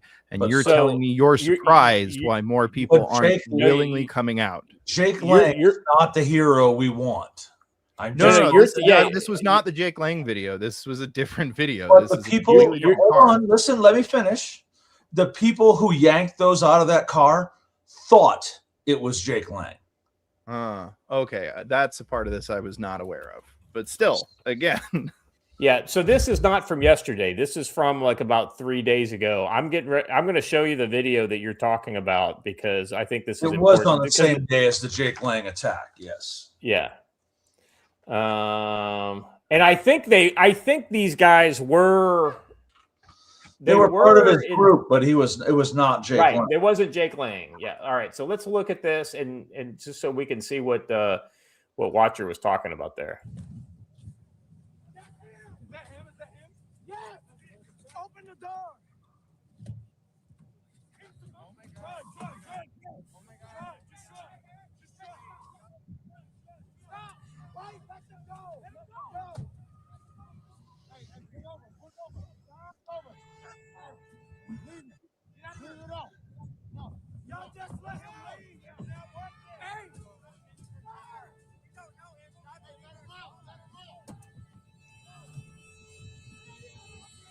Now, I saw another video about this, and if you look here, notice how large this woman is in the passenger seat. That's because this is not a woman. This is a lefty and her trans man, basically, buddy. And these guys just literally jumped in their car and said, drive, get out, get us out of here, And so they took off, they went around the block, and then they kicked them out of the car. And these people were like, oh, we hate these kind of people. But this just goes to show you that it doesn't matter if you're on their side or not. They'll go after anybody. So let me just say that every single person in the video who is not in this vehicle should be charged with unlawful detention and kidnapping. Because if they stop your freedom of movement at any point, that is what they have done. And I will remind you all that people surrounding and attempting to enter your vehicle is a justification of deadly force. Your vehicle serves as your home in that purpose, and you may defend it. And don't talk to me about the police in that area or the prosecutor and all that. In the end, you would win in court, and some fights are worth making. We can't be afraid to take action, because if you don't take action, guess what happens? They kill you. Yeah, and to be clear, he's talking about getting out of there if they're attacking your car, not planning to go there to start shit. Yeah. The So, best way to not have the situation happen to you is don't go there. Pretty simple. Yeah, but what I'm saying is that I'm actually surprised there hasn't been more kind of organized counter protests, like with 30, 50 people showing up in order to kind of show the flag against some of these groups. Because let's be honest, when you get more than about 20 patriots together, they generally just yell at you. They don't try to do anything because let's be honest, they're not what you'd call super svelte. I do not think that is true of the current street communists out there at this moment. I do not think that's true at all. The irony is I don't think the street communists are very, I don't know, individually intimidating. They're only good in numbers and especially like 10 on 1. And they currently have the ability to summon about 300 to 400 people to roughly any street corner in the city within 5 minutes. But here's here's the difference. It's a matter of level of commitment. Their side is willing to go to prison, willing to get shot, willing to die for what they believe. Our side is not. Our side talks a great game on Twitter, but then does nothing in the real world. And then when you challenge them, they say, well, when they come to my door, I will. Well, all of us would be that way. But if it comes to the point that they come to your door, it's already too late. Yeah, it's already too late. Look, You've already I lost. agree with you with that, obviously. I don't agree that you tell me, both of you, what would a protest in Minneapolis accomplish that is worth people potentially getting murdered over? I'm not disagreeing. That we can't do in other places. I mean, you can be angry and mad, but we're not disagreeing with you. Yeah, I mean, I take your point. We don't disagree at all. Scott is. Okay. Their numbers. If their numbers are 300, then you need to have at least 100, 200 people of your own. And so, why can't they find conservatives? And that's kind of the point I'm saying. And I'm kind of making the Scott, other side what I'm of saying Joe's is, argument. even if you could find 2 or 3, right. That's what I'm saying. Is, I'm making the demand side of the argument, whereas you're making the supply side. I think we're arguing the exact same point, just from our side is too unwilling to be uncomfortable and put themselves at risk, so it won't happen. So any discussion about it is purely academic. Yeah. They have responsibilities. They have families. They're going. They're doing things with their lives, and they are willing to do things. But what you have to do, this is like the argument the other day when they were like, "Well, the best way to test people if they're willing to live on Mars is to send them to go live in Antarctica, because if they aren't willing to go live in Antarctica, then they won't be willing to live on Mars." No, living in Antarctica would be fucking pointless. Living on Mars would actually accomplish something. That's what I'm saying. Going to Minneapolis and protesting on the street is not going to accomplish anything for our side at all. I'm not. I don't know of those things. So just so you know, I don't know. I don't know if I totally agree with you, Watcher. I understand your point. The problem is you would have to be very organized and you'd have to be very kind of mobilized. The problem is our side just has typically not been great at that. I agree with you there, but pretend in a perfect world that they are mobilized and they are organized. That's a hypothetical situation. Yes, full hypothetical. What would protesting in Minneapolis accomplish beyond a visual see people support ICE win? All it would do, it would show all the cowering conservatives who are hiding in their houses, which is exactly where they are, that they're not alone. And that's really the only thing it would show. And then you got protection in numbers and things like that. That's about all you get out of something like that. He's got a good point. I mean, there is a lot of Kobayashi Maru in this, the no-win situation. Even if it's the good fight you're going after, you sometimes still lose in the end. But then again, listen, everyone in the chat who's mentioning Kyle Rittenhouse and Daniel Penny, they both won their cases. So those aren't exactly arguments not to do things. Those are arguments to do things. And if I remember correctly, it was in Minneapolis where Kyle Rittenhouse won that case, wasn't it? Correct. You're not correct. Wrong. Not even the same state. It was in Kenosha, Wisconsin. Wisconsin. That's right. Yeah, Minneapolis, Wisconsin. What's the difference? They're Africans, just a different type. All right. Let's see. Let me get back into this article. For years, we knew it was coming. Civil War 2.0. It's already here, by the way, guys. It's not coming. It's here. It is here right now. It's not as if the establishment has been subtle about their intention to erase conservatives and liberty-minded people from the American epoch. I remember during the Obama years, the narrative was repeated daily that conservatives were backwards remnant of the old America that needs to adapt to the times or fade into obscurity. Remember that clinging to your Bibles and your guns? The reasoning was that slowly but surely the U.S. was becoming more diverse and therefore more progressive left was going to be the dominant political force for generations to come. In other words, multiculturalism was the new ideological standard. In order for conservatives to survive, we would have to become more like leftists, embrace DEI, abandon the principles of Western civilization that originally made America great. But then something happened that leftists and the establishment elites apparently did not expect: a groundswell of patriotism, a renewed reverence for the ideas of meritocracy and reason, a rising movement of moral clarity. The progressives and the globalists did not understand that the conservative populism they categorized as fringe 10 years earlier was becoming the mainstay of the digital discourse. They thought they'd won. They thought they had us after Obama, so much so that they ran Hillary Clinton for president with the assumption that she could not lose. Then they thought they had us during the pandemic, but they failed to secure a lasting medical tyranny. They thought they had us during the Biden regime, flooding the country with third world migrants. Now they think they have us with their NGO-paid army of activists, agitators, and provocateurs. They think they have used with the assassination of Charlie Kirk. Everything they do is built on the assumption that we will do nothing. They think this is because it is exceedingly rare for conservatives to step outside traditional bounds of law and order and to have a tendency to wait for people in authority to fix our problems. We have a tendency to rely on civil discourse to erase tensions and find common ground. And we have a tendency to wait for elections in the hope that the other side will simply accept our victory and recognize that most of the country is against them. This is clearly not going to happen. So I kind of agree with that. I think that the conservative movement is here and it's not going away.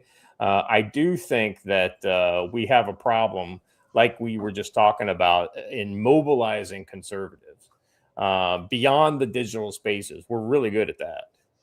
I want to point out that image that was in the corner of that last story, and it's of the Indian man. You noticed that too. The Indian man is probably going to keep changing, and you won't see it. Indian man in the American flag hoodie. There it is, right here. Yeah. So let's talk about this and why it might be time for you to actually decide to do something. That man was clearly not a conservative. Didn't look like one at all, other than the fact he wore an American flag hoodie. They dragged him along the street trying to rip his shirt off and told him, if you don't want to get hurt, you'll take that American flag and freedom off. And he did. These people are not the good guys here. And hiding in your home because you're afraid of what might happen to you only prolongs it. They eventually will come for you one way or the other. And if you're that much in love with your comfort, then maybe you don't deserve the freedom, as Benjamin Franklin pointed out a long time ago, right? This man here actually represents the true American dream that we would hope for. Comes here, tries to assimilate, loves the freedom we have. And what did it get him? A crowd that berated him and attacked him and attempted to rip his clothes off. You can't reason with these people.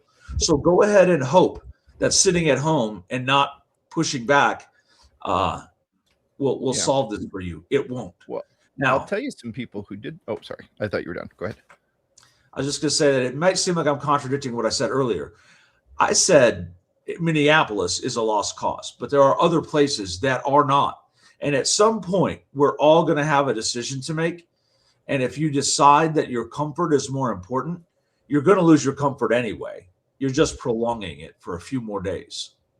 Well, and I'd like to show you something that some other people have been doing that isn't sitting around on their butt and is actually helping, but has nothing to do with protesting. I don't know if you gents saw this. This is a post by the Blue Lives Matter page, which aggregates a whole bunch of these kind of things. But they said, We're not saying that Blue Lives Matter as an organization was behind feeding false information to the far left anti-ICE protesters. We're not saying we had teams comprised of hundreds of off-duty officers and veterans volunteer to run decoy operations so far left activists thought they were conducting ICE raids. We're not saying that they were in fact just driving around in what appeared to be unmarked vehicles with tinted windows, drinking coffee and listening to Guns N' Roses, being chased down and surrounded by protesters.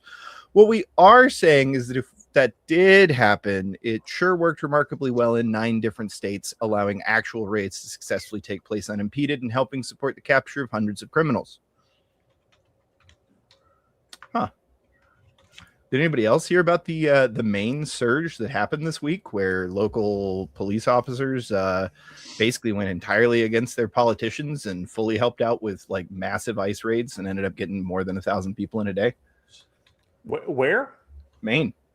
Oh, in Maine. No, I hadn't heard about that. It happened kind of all over. Like while they're using Minneapolis as a distraction, they're making huge actions in other states. So well, that's good to hear. Let me back up both Washer and Scott, taking both sides of this argument, with a lesson from the movie The Patriot. Somebody else mentioned it already. I want to bring it up. In the beginning, he makes that great speech about it's not time to fight. I'm a dad. I have to take care of my family. I have all these responsibilities, which is a conservative argument, right? I can't fight because I have all these responsibilities.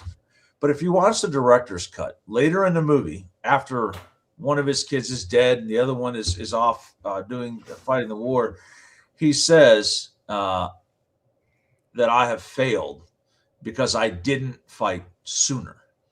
So there is a fine line to walk, and you all have to make a decision on that somewhere. So, yeah, I think looking back, we're all going to decide that let's be honest. If you're here listening to this chat, there's very little chance that you didn't decide that we should have been fighting a lot of years ago, right? Yeah. Yeah, this was about 65, but I feel like we're preaching to the choir with our audience, but if somebody new joins the show and hears this kind of stuff for the first time, I think it's important to. Oh, we're not, because the entire YouTube chat is arguing with me that no, the best thing you can do is sit at home and watch sports ball. So. Well, there we go. So yeah, we're talking to the right people here. Good deal. You're wrong. You're very wrong. I'm just saying. You are cruising for a bruising, as my mom used to say. I'm just saying, learn where protest actually helps you, because there are if you wanted to protest, there are places that protest could help you. Yeah. But bro, Netflix is on. I'd fight the Civil War, but there's a whole new season of Boobs on Netflix, and I have to watch it. There's a show called Boobs? No, it's a joke I frequently make. I'm just kidding. Scott's like, where can I find this? He's like, oh, that's going to be on after Ow My Balls. Oh, my balls. Yeah, no, wasn't that from, but no, seriously, wasn't that from Idiocracy? Like there was a show called Boobs or something? I think so. No idea. All right. Speaking of Idiocracy. Let me catch up. I think we had a super chat or two. Lance Corporal Veteran. Lance Corporal Veteran for $2 says leftists will eventually stop being a blunt weapon. Yeah. Well, here's the thing, right? Many of these are. Charlie Kirk. Come on. Yeah. I could go on a lot further than Charlie Kirk, honestly. Like, please don't ever think that Charlie Kirk was the first one. There were like over 20 in between 2020 and that the guys that got killed specifically because they were 100%. 2020 there were almost 20 people who were killed, and almost every one of them was some sort of a figure standing up against the people protesting. All right. Now, let's be honest. I mean, yes, there are some intimidating people out there, your street communists, but the other street communists are mostly like this. Be a race traitor? See, again, y'all are throwing race into all of this. Nobody's throwing race into it. You profile people for how they look. You profile people for how they look. I just got to say. Look at them all. What do you know? Impressive specimens. It's amazing, and I'll come back to 12 seconds. But I just got to say, hats off, brother. Thank you for serving your country. Thank you. I'm just saying, Not only physiognomy is he is a serving the thing. country, he's doing the whole breaky Freaky, yeah. face mask. I mean, he's doing the whole thing. You're walking down the street without your mask on and without your shitty little Timu getup, your ass would be stopped. Hey, know it. You guys are. You guys. How many of them are wearing masks themselves? Right. Over half. I got to point out a lot of other things too. Like the assumptions that you have to make to believe the shit these people believe really do show you that they're completely and utterly fractured from reality. You can't. Jim makes a good point here. I think it's one that we haven't directly made, but the problem is the same with addiction. You can't force people to help themselves. They have to want to do it for themselves. Exactly right. As our friend Don points out all the time, everyone's waiting for a big white knight on a big white horse with a big white sword to come and save them, and that's just not going to happen. Here's what's going to happen. He already came. His name was Charlie Kirk, and they killed him. And if you're not willing to fight for the dead white knight who's already dead, could you imagine how much fun it is at this lady's house at night? Imagine Thanksgiving at her. Hold on. No, hold on. No, you guys pan. I have a representation of that in image form. It'll take just a moment. It's near the top. Give me a second. All right, just push play. Trying to detain your own person. That's probably because you have the reading level of a fucking 8th grader, my dude. Come on. God. Leftist try not to be racist challenge. Look at the look he's giving her. He's like, I want to fucking pop cat so bad. He's still trying to comprehend her, right? Oh my God. It's like, how fucking. Sorry. He's like, how is this woman real? Can go anywhere. This idiot isn't gonna learn. Working for the fucking government? Like, you think that this is gonna save you? From everything that's going on in this world? Whether you work for the government. Hey, do you know how you have to work for ICE? Man who is out there racially profiling other people. That's fucking sick. In fucking Germany that I gotta carry my fucking passport. You guys gonna make me wear a fucking star like my ancestors? I'm fucking Jewish and Latin American, and I have to deal with this shit. My ancestors were fucking murdered by Nazis, and now you guys are back doing it all over again. Fuck you. Fuck you. I hope you take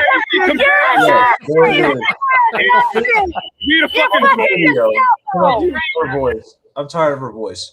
As is pointed out in the chat, you can literally smell the cat urine emanating off of her as she does this. Right.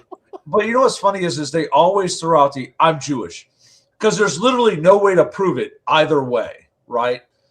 Oh my gosh, my family was killed by the Nazis. Well, somehow miraculously you're here, so that's obviously false, 100% not true. Otherwise, you would not be here. And it's just the whole thing is dumb, right? It's a false appeal to authority, right? Look, I'm Jewish. Oh, okay, and yeah.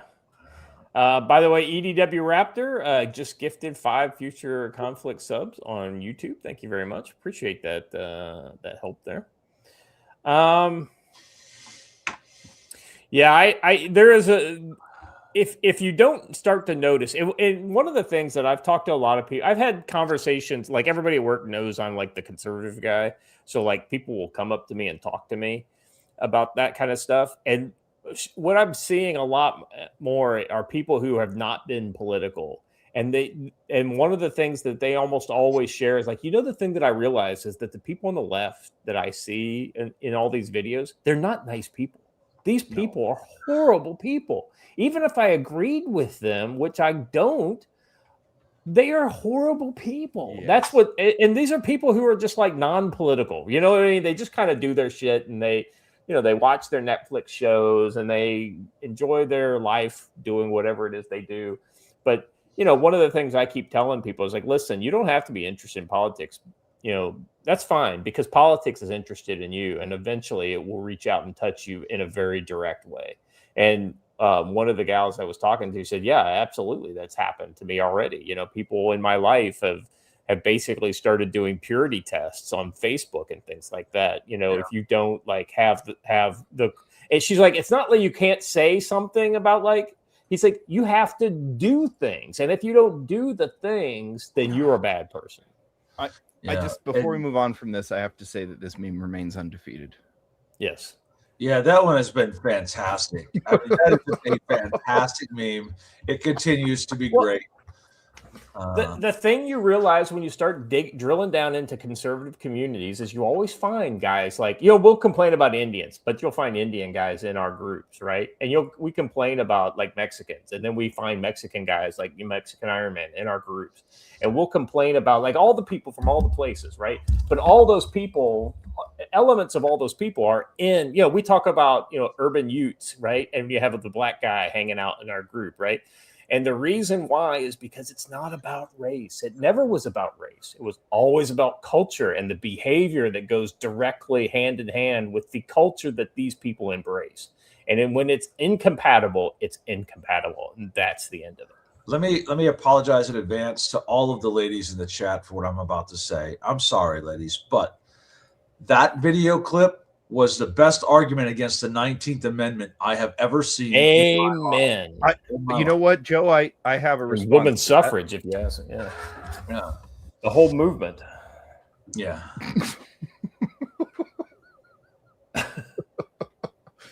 I don't know that I get it, but okay. Cool. What she's saying like 1,000 times in her head, and then before she says it out loud. Yep. No, it's one of those like, I should probably not say this out loud. Oh, I can't help it. Yeah. And you know, I need to talk about the not being political thing. There are those who actually listen to some of these things, like the 15-minute city narrative, and they talk about how absolutely convenient that would be. That's because they never consider it from the political standpoint of life was really convenient if you lived on a slave plantation too. Just sucked being the slave, right? Same deal here. Well, if we all literally 15-minute cities are slave plantations, and you're the slave. Yeah.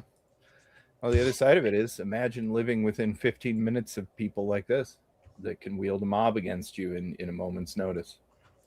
I just want to show Don Lemon's got a lot of attention in recent days. I just want to show how dumb he is. Not enough.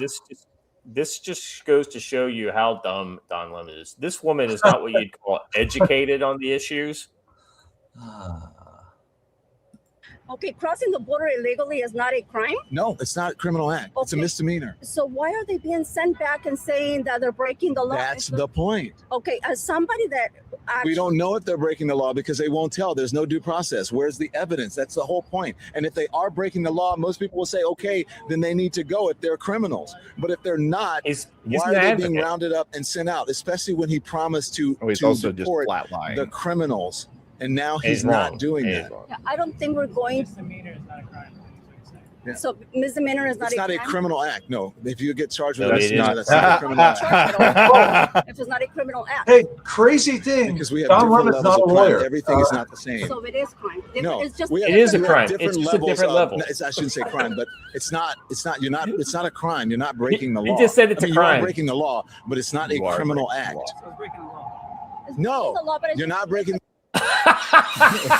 He is so dumb. He is just not smart. I mean, you know, it's okay. When you look so at his, Don, if I punched you in the face right now, which is a misdemeanor, are you going to tell me that that's not a crime? That's right. No, that's a crime. No. You just said it wasn't. And you know what? I'd punch him in the face and go to court, and I'd use this as evidence. He just told me. All right. We got to talk about the Middle East. We're over on time, but there's a shitload of stuff going on. So these are mostly videos, so we can kind of go through it a little quicker. So first up is Iran. Let's watch some of this. This is a night scene. It has really changed from the videos we saw last week.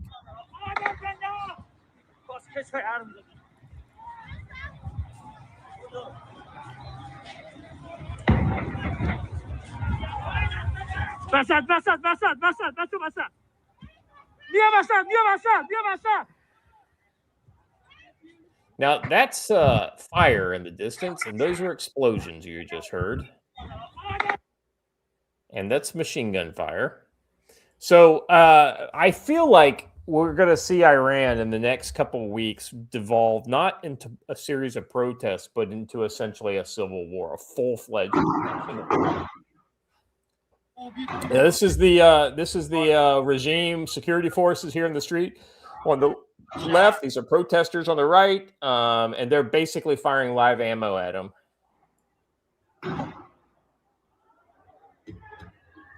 Good news is it doesn't look like they're very good shots. So as of right now, they're saying 16,000. Let's see. Times revealed the awful truth. 16 protesters have been killed. 330,000 have been injured. 2 weeks of protests in Iran have caused more civilian deaths in the 2 years than the 2 years of war in Gaza. Yet the world looks the other way. It's very telling how the Western news media is reporting on this Iran thing. That's how you know that these people in Iran are the good guys, is because they're completely left behind when it comes to the, any of the left-wing information machine. And the Kurds are in the same boat too, by the way. Yes. And the Kurds probably deserve it more than the Iranian people do, if I'm honest. Here's another one. Video shows an Iranian. Okay, so push pause. Let me kind of set this one up. So this shows a Iranian protester filming the uprising. Seconds later, he's shot at close range by regime forces and killed. His final words are, "Don't be afraid. We're all together." His voice became the nation's battle cry. So what you'll be able to see is in red, you'll see the security force guy. He aims at the guy, and then the last thing you kind of see is the muzzle flash, and then he drops the phone.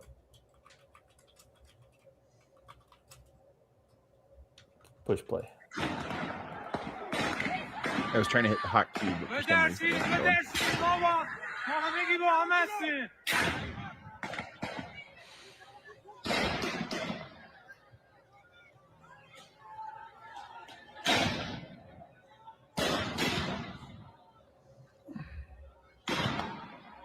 So he's getting shot at, or at least in his direction, because you can see the and that got him. Saw the flash, yeah.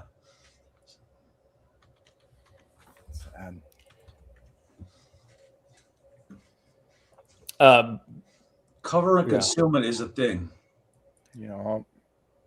But the sad thing is, Joe, guys like us who have trained, we kind of get that. But people who have never had any military training, they're just unaware of how willing somebody is to just draw a bead on them and put them down. And how easy it is to make hits out to 300 to 400 with a modern rifle, right? Yeah. In fairness, that was probably closer to 75, maybe. But no, you're absolutely right. That's not my point, right? No, absolutely. It's Yeah. No, I got your point.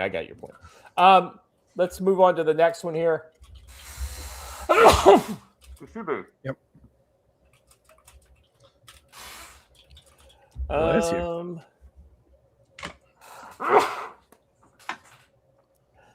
All right. Sorry.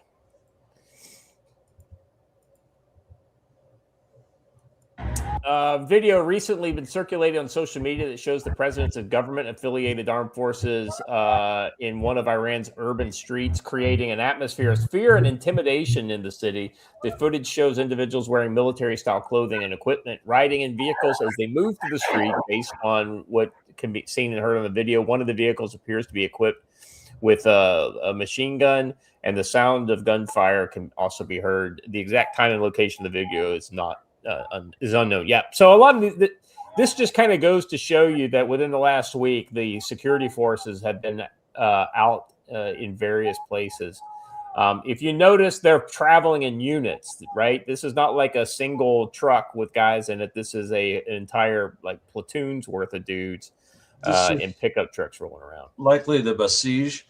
And Yeah. I'm really glad they had a Dushka in the back of a Toyota, because that proves to you that the authenticity that this video is indeed from the Middle East.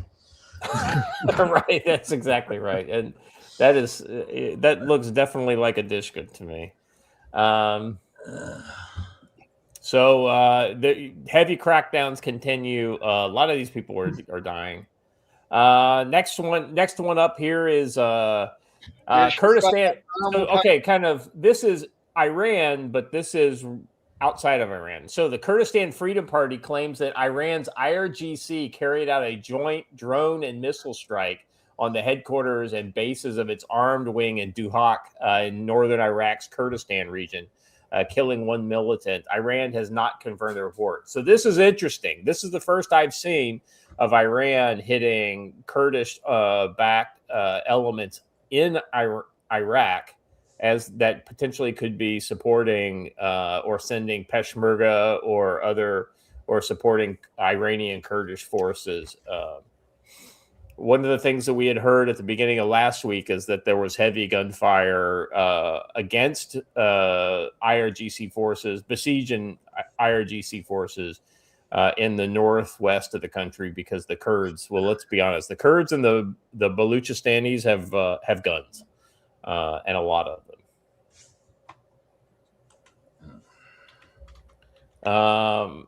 That's the kind of thing that's going to get, the U.S.'s notice if they start using ballistic missile attacks into Iraq for that type of thing.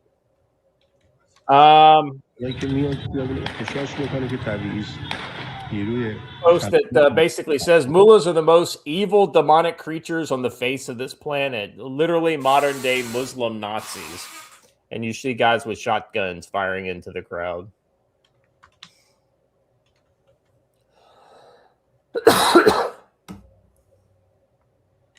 He's basically saying anybody who's arrested and was involved in the riots, even if they helped the rioter, provide them with resources or provide them with equipment, they must be prosecuted. No leniency will be shown towards them.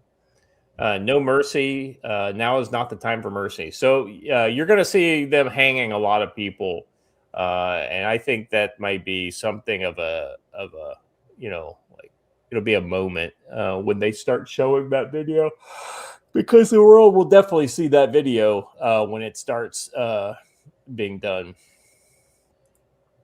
Well, and one of the interesting things is they basically, from what I have heard, when Trump turned around on Air Force One was roughly like 5 minutes after they issued a statement saying that they were going to kill the protesters, or that they were going to execute the prisoners that they have.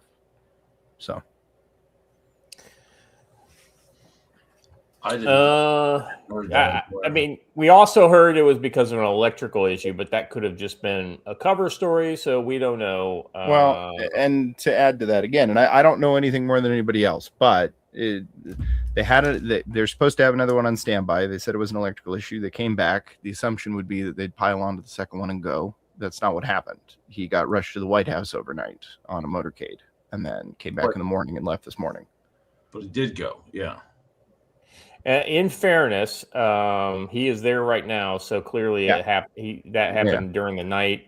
And also we've got essentially nighttime coming in Iran either about now or in a couple hours. So could be interesting to see what happens during the period of darkness. All right. Let's move on to the next part of the Middle East coverage here. Syria. So this is really disconcerting, right? And the thing that upsets me is not that it's happening, because this is something I always kind of knew would happen. But ultimately, it's the fact that we stuck around in Syria so long that we actually probably made it worse. Kind of like with what I kept saying in Ukraine, right? If we didn't support Ukraine so heavily, they would have made a deal and we wouldn't have had the fight, right? The problem is there were too many Westerners whispering in the Ukrainians' ears, "Don't worry, we got your back." Right? If he attacks, he'll never attack. That type of thing. That's probably what they were saying to the Kurds too, right? And honestly, that should never have happened. That this is the last one from the Iran. Go ahead and play this. This is interesting. This shows that they're definitely fighting back when they have the ability to. So these motorcycles are your local Basij guys. They'll kind of go around in these kind of motorcycle gangs. They kick over a motorcycle, and then this is what happens. They set it on fire, and they get a hold of those police officers. And I would not want to be one of those police officers. Yeah, it's from a culture that doesn't have a big history for caring about each other's human rights, right? That's exactly right, and that goes both ways. These are not going to be when they finally get their comeuppance. They are not going to show mercy on these people. That is 100% for sure.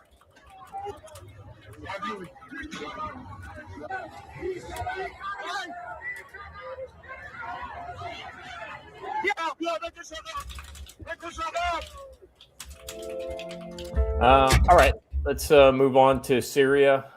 So this first clip on the notes page here is a massive Kurdish military convoy of Peshmerga forces with their heavy U.S.-made weapons, drones, and missiles, and the destination is heading towards Syrian Arab army positions to combat.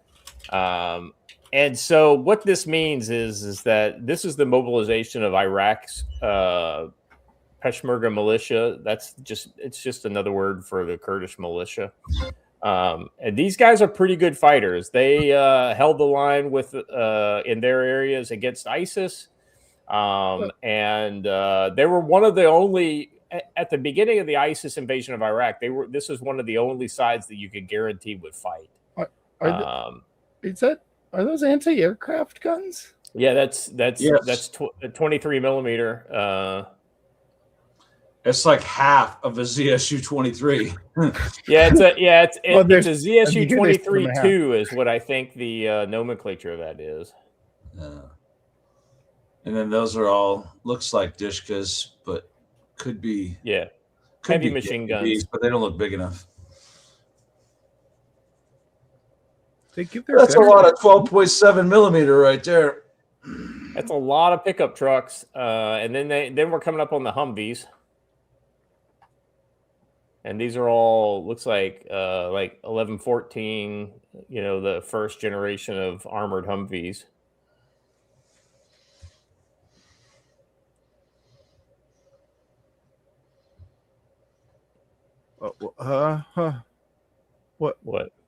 What is it's that? Just a turret. It's just a turret.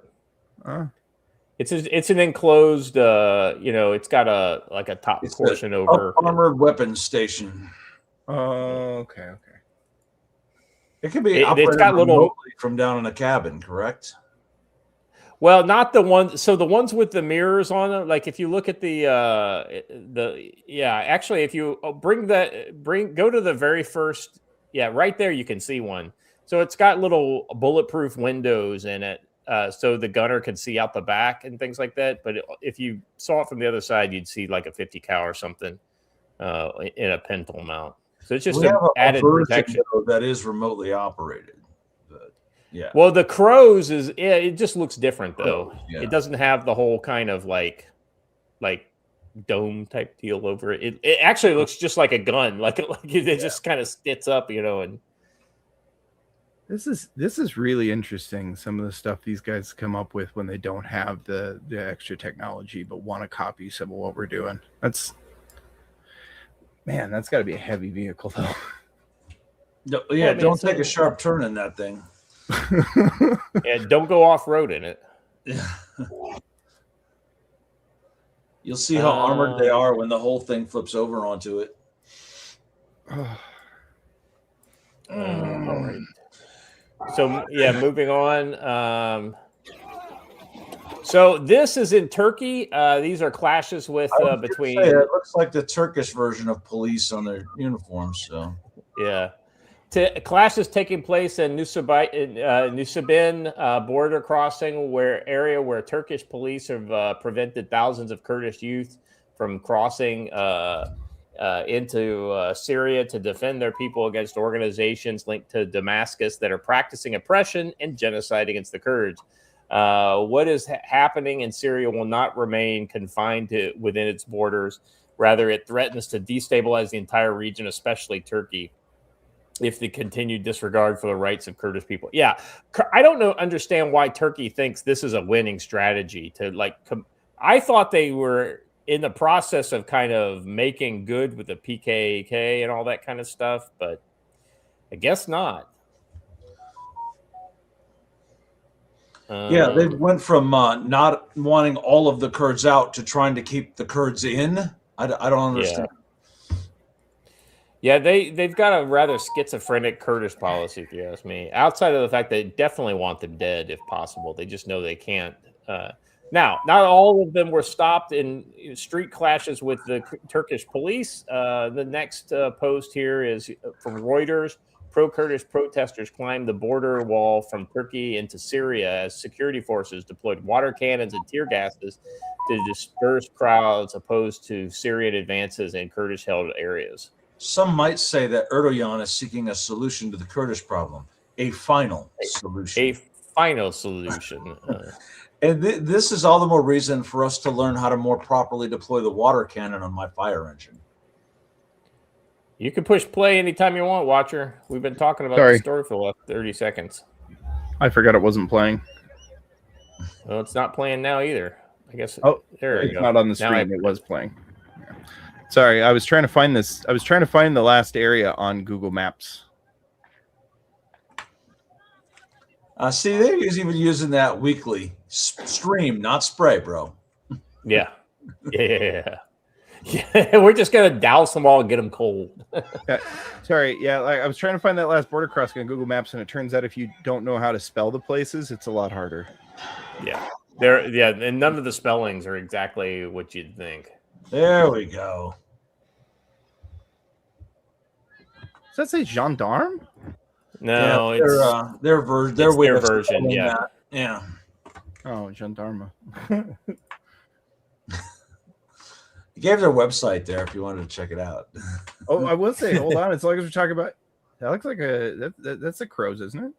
No, that's the water cannon. That's the water cannon. Oh, is that all that is? But the water cannon is remote It's control. like a water cannon crows, yes. Yeah. That's cool. Mine you have to stand up in there, but it's okay. I'll be fine. I want to dual mount an M2 there, but we'll have to see. All right. Next, we've got the Kurdish street. Nobody wants to see a wet burqa contest at all. Oh, tell me about it. Tell me about it. This is another Kurdish area inside of Turkey. Protesters and raw anger as Kurds take to the streets of the massacre of Kurds in Syria by ISIS. The message from the street is clear. The Kurds are being slaughtered. The world remains silent. I mean, I don't know what else you would expect. Nobody... Let's be honest with you. Nobody gives a fuck about the Kurds except for the Kurds. And I mean, I don't mind them. I think they're decent people. The shame about all the. I don't have a problem with them. The problem is that we're involved. Yeah, that's basically it, right? Is that we basically made them feel that they're a lot more important on the world stage than they really were. That they had a chance really at independence. When here's one of the things, right? Like, if you're not willing to bomb Turkey to stop their actions against the Kurds, then you shouldn't be involved with the Kurds. So I'm going to disagree because of their embracing of communism. I'm just going to say Kurds are turds, and you just have to deal with it. I will separate the commies from the regular Kurds in the street who just feel injustice, right? Oh, first leaded and unleaded. Okay, all right. Watcher, put CWSB's last Rumble comment up because I need to address this. And Scott will back me up on this. It says waiting for Joe to convert it. Hello? Rumble. Hold on. There we go. I'm sorry, second to last. Yes. It is simply a matter of what you put in the 1,000 gallon tank. It's really Exactly. that simple. If I It's put really that kerosene and simple. styrofoam in there, we've got fun all day long. If I put water in there, we've got a water cannon for training purposes and ATF purposes. It's all about when something becomes a destructive device or not. And this is not this anger is not restricted to Turkey and Syria. In Germany, Kurds in Germany attack a Syrian restaurant. During the assault, the establishment was vandalized and the workers were assaulted, one of them being stabbed in the hand with a knife. Now, let's be honest. Turkish flag they ripped down, though. Oh, well, yeah, I mean, probably. No, that's not probably. That That is 100% a Turkish flag. Huh. Oh, I just didn't see it. Well, they've got this is really odd too. Like it's a Syrian restaurant, but they do have there's an American flag here. I think that's Japanese. No, that's just a white flag. Oh, it must be French. Yeah, I'll be honest with you. I don't see a Turkish flag. Just having reviewed the footage in the beginning. This red and this one that they're ripping down right there. Oh, that one. That's a different video. Oh. This is the video of the Turkish flag being ripped down. Oh, oops. I'm sorry. I messed up because I don't have the one you're talking about. Let me. It's on the show notes. Oh, it's the final one. I have them in different spots. And this one.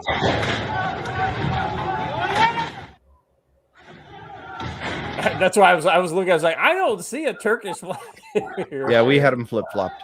Yeah. I wasn't looking at the screen. I was looking at my screen. What is this? I'm going to say that that's not actually a Syrian restaurant because it says Antalya right there. So I would say it's probably a Turkish restaurant. Yeah, I think so too. Yeah. What is this though? There are two flags here I don't recognize at all. There's the YPG and okay. Greater Kurdistan. Yeah, I think Greater Kurdistan is what I think. That's this one right here, the red, white, and green one. I think is the Greater Kurdistan one. Yeah, and like this guy's got it wrapped around. Hey, there it is. It's the unfurled one right there. That's the Greater Kurdistan. It looks kind of like YPJ specific or whichever. What PPK? What I can't even keep them straight anymore. So where was this then? Is this like an embassy? Let me go back. Yeah, this is a Turkish flags in a diplomatic embassy in Kurdistan region of Iraq. Angry Kurds protesting this. So that's in Iraq right here. The Turks have an embassy in a Kurdish-controlled region of Iraq? Yeah. Well, the Kurds in Iraq gave up the PKK camps. I mean, there were the Iraqi Kurds do not get along with the PKK Kurds. Oh, okay. Huh. That's one of the reasons why I've been more supportive of Iraqi Kurds, I think, because they have avoided the whole Marxist entrapment, like what you see in Syria and with the PKK.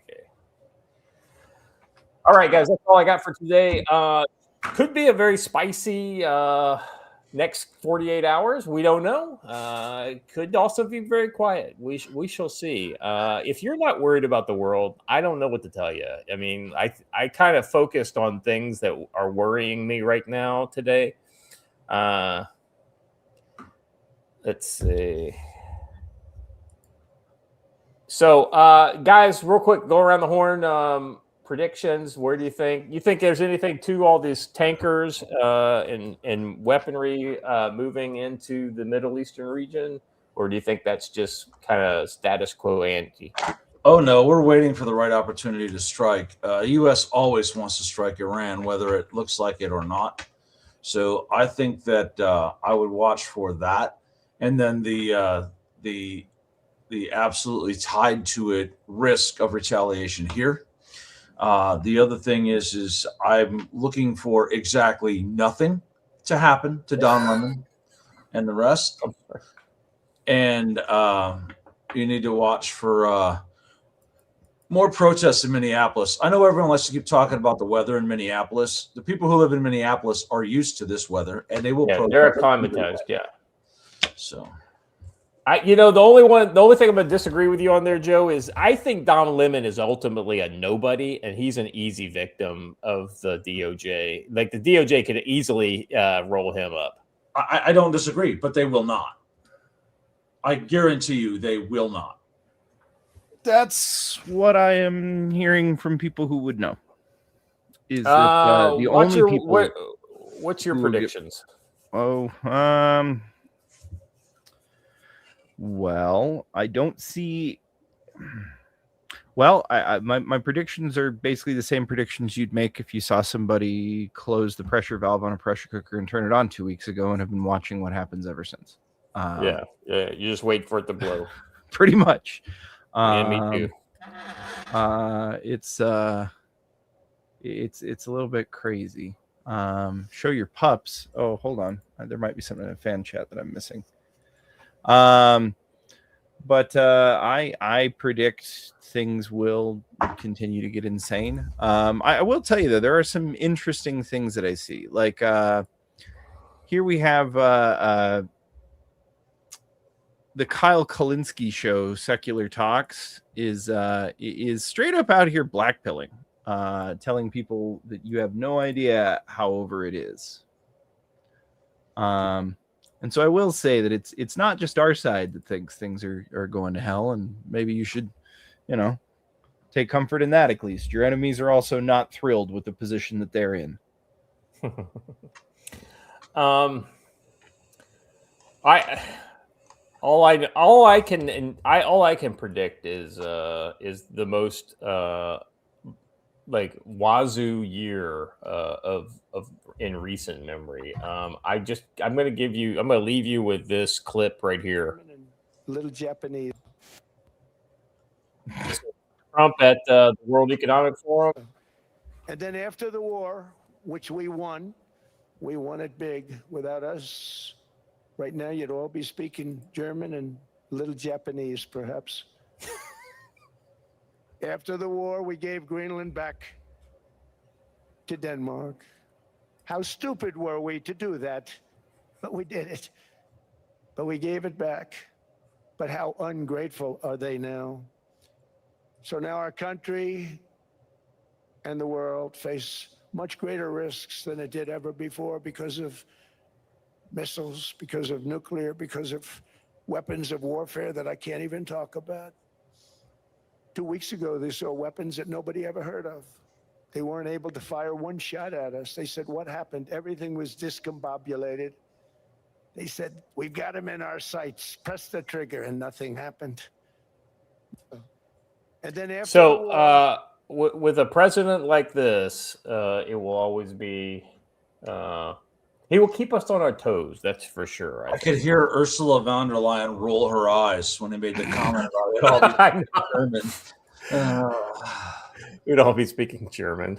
The irony in the blonde-haired, blue-eyed chick being in charge of the EU. Well, I mean, Joe, it's by any means necessary, right? Politics by other means, right? And this is just politics. So there's been a lot of clips of him about his speech. I'm sure it will be very clip worthy. He never fails to disappoint, especially when he has a bunch of stupid lefties that are forced to listen to him the whole time. So it should be interesting. All right, that's all I got for today. Thank you, Joe. Thank you, watcher. And if you supported the channel today, thank you. Some pretty generous gifts in there. If you are ready for Friday, we will be here for you. Hopefully the pressure cooker will break, because that way, when the pressure releases, things get a little less tense afterwards. But sometimes there's a violent explosion when it releases. Let's pray the violence is minimized and the good guys win. Unfortunately, I'm becoming less and less certain that will be the case. Yeah. I mean, her memes are unstoppable at this point. All right. That's all we have for today. We'll be back on Friday. If you haven't done already, please subscribe to the channel, like the video, hit the bell for notifications. Let your friends know that you're getting good stuff over here in the Council on Future Conflict. And as always, Stay safe.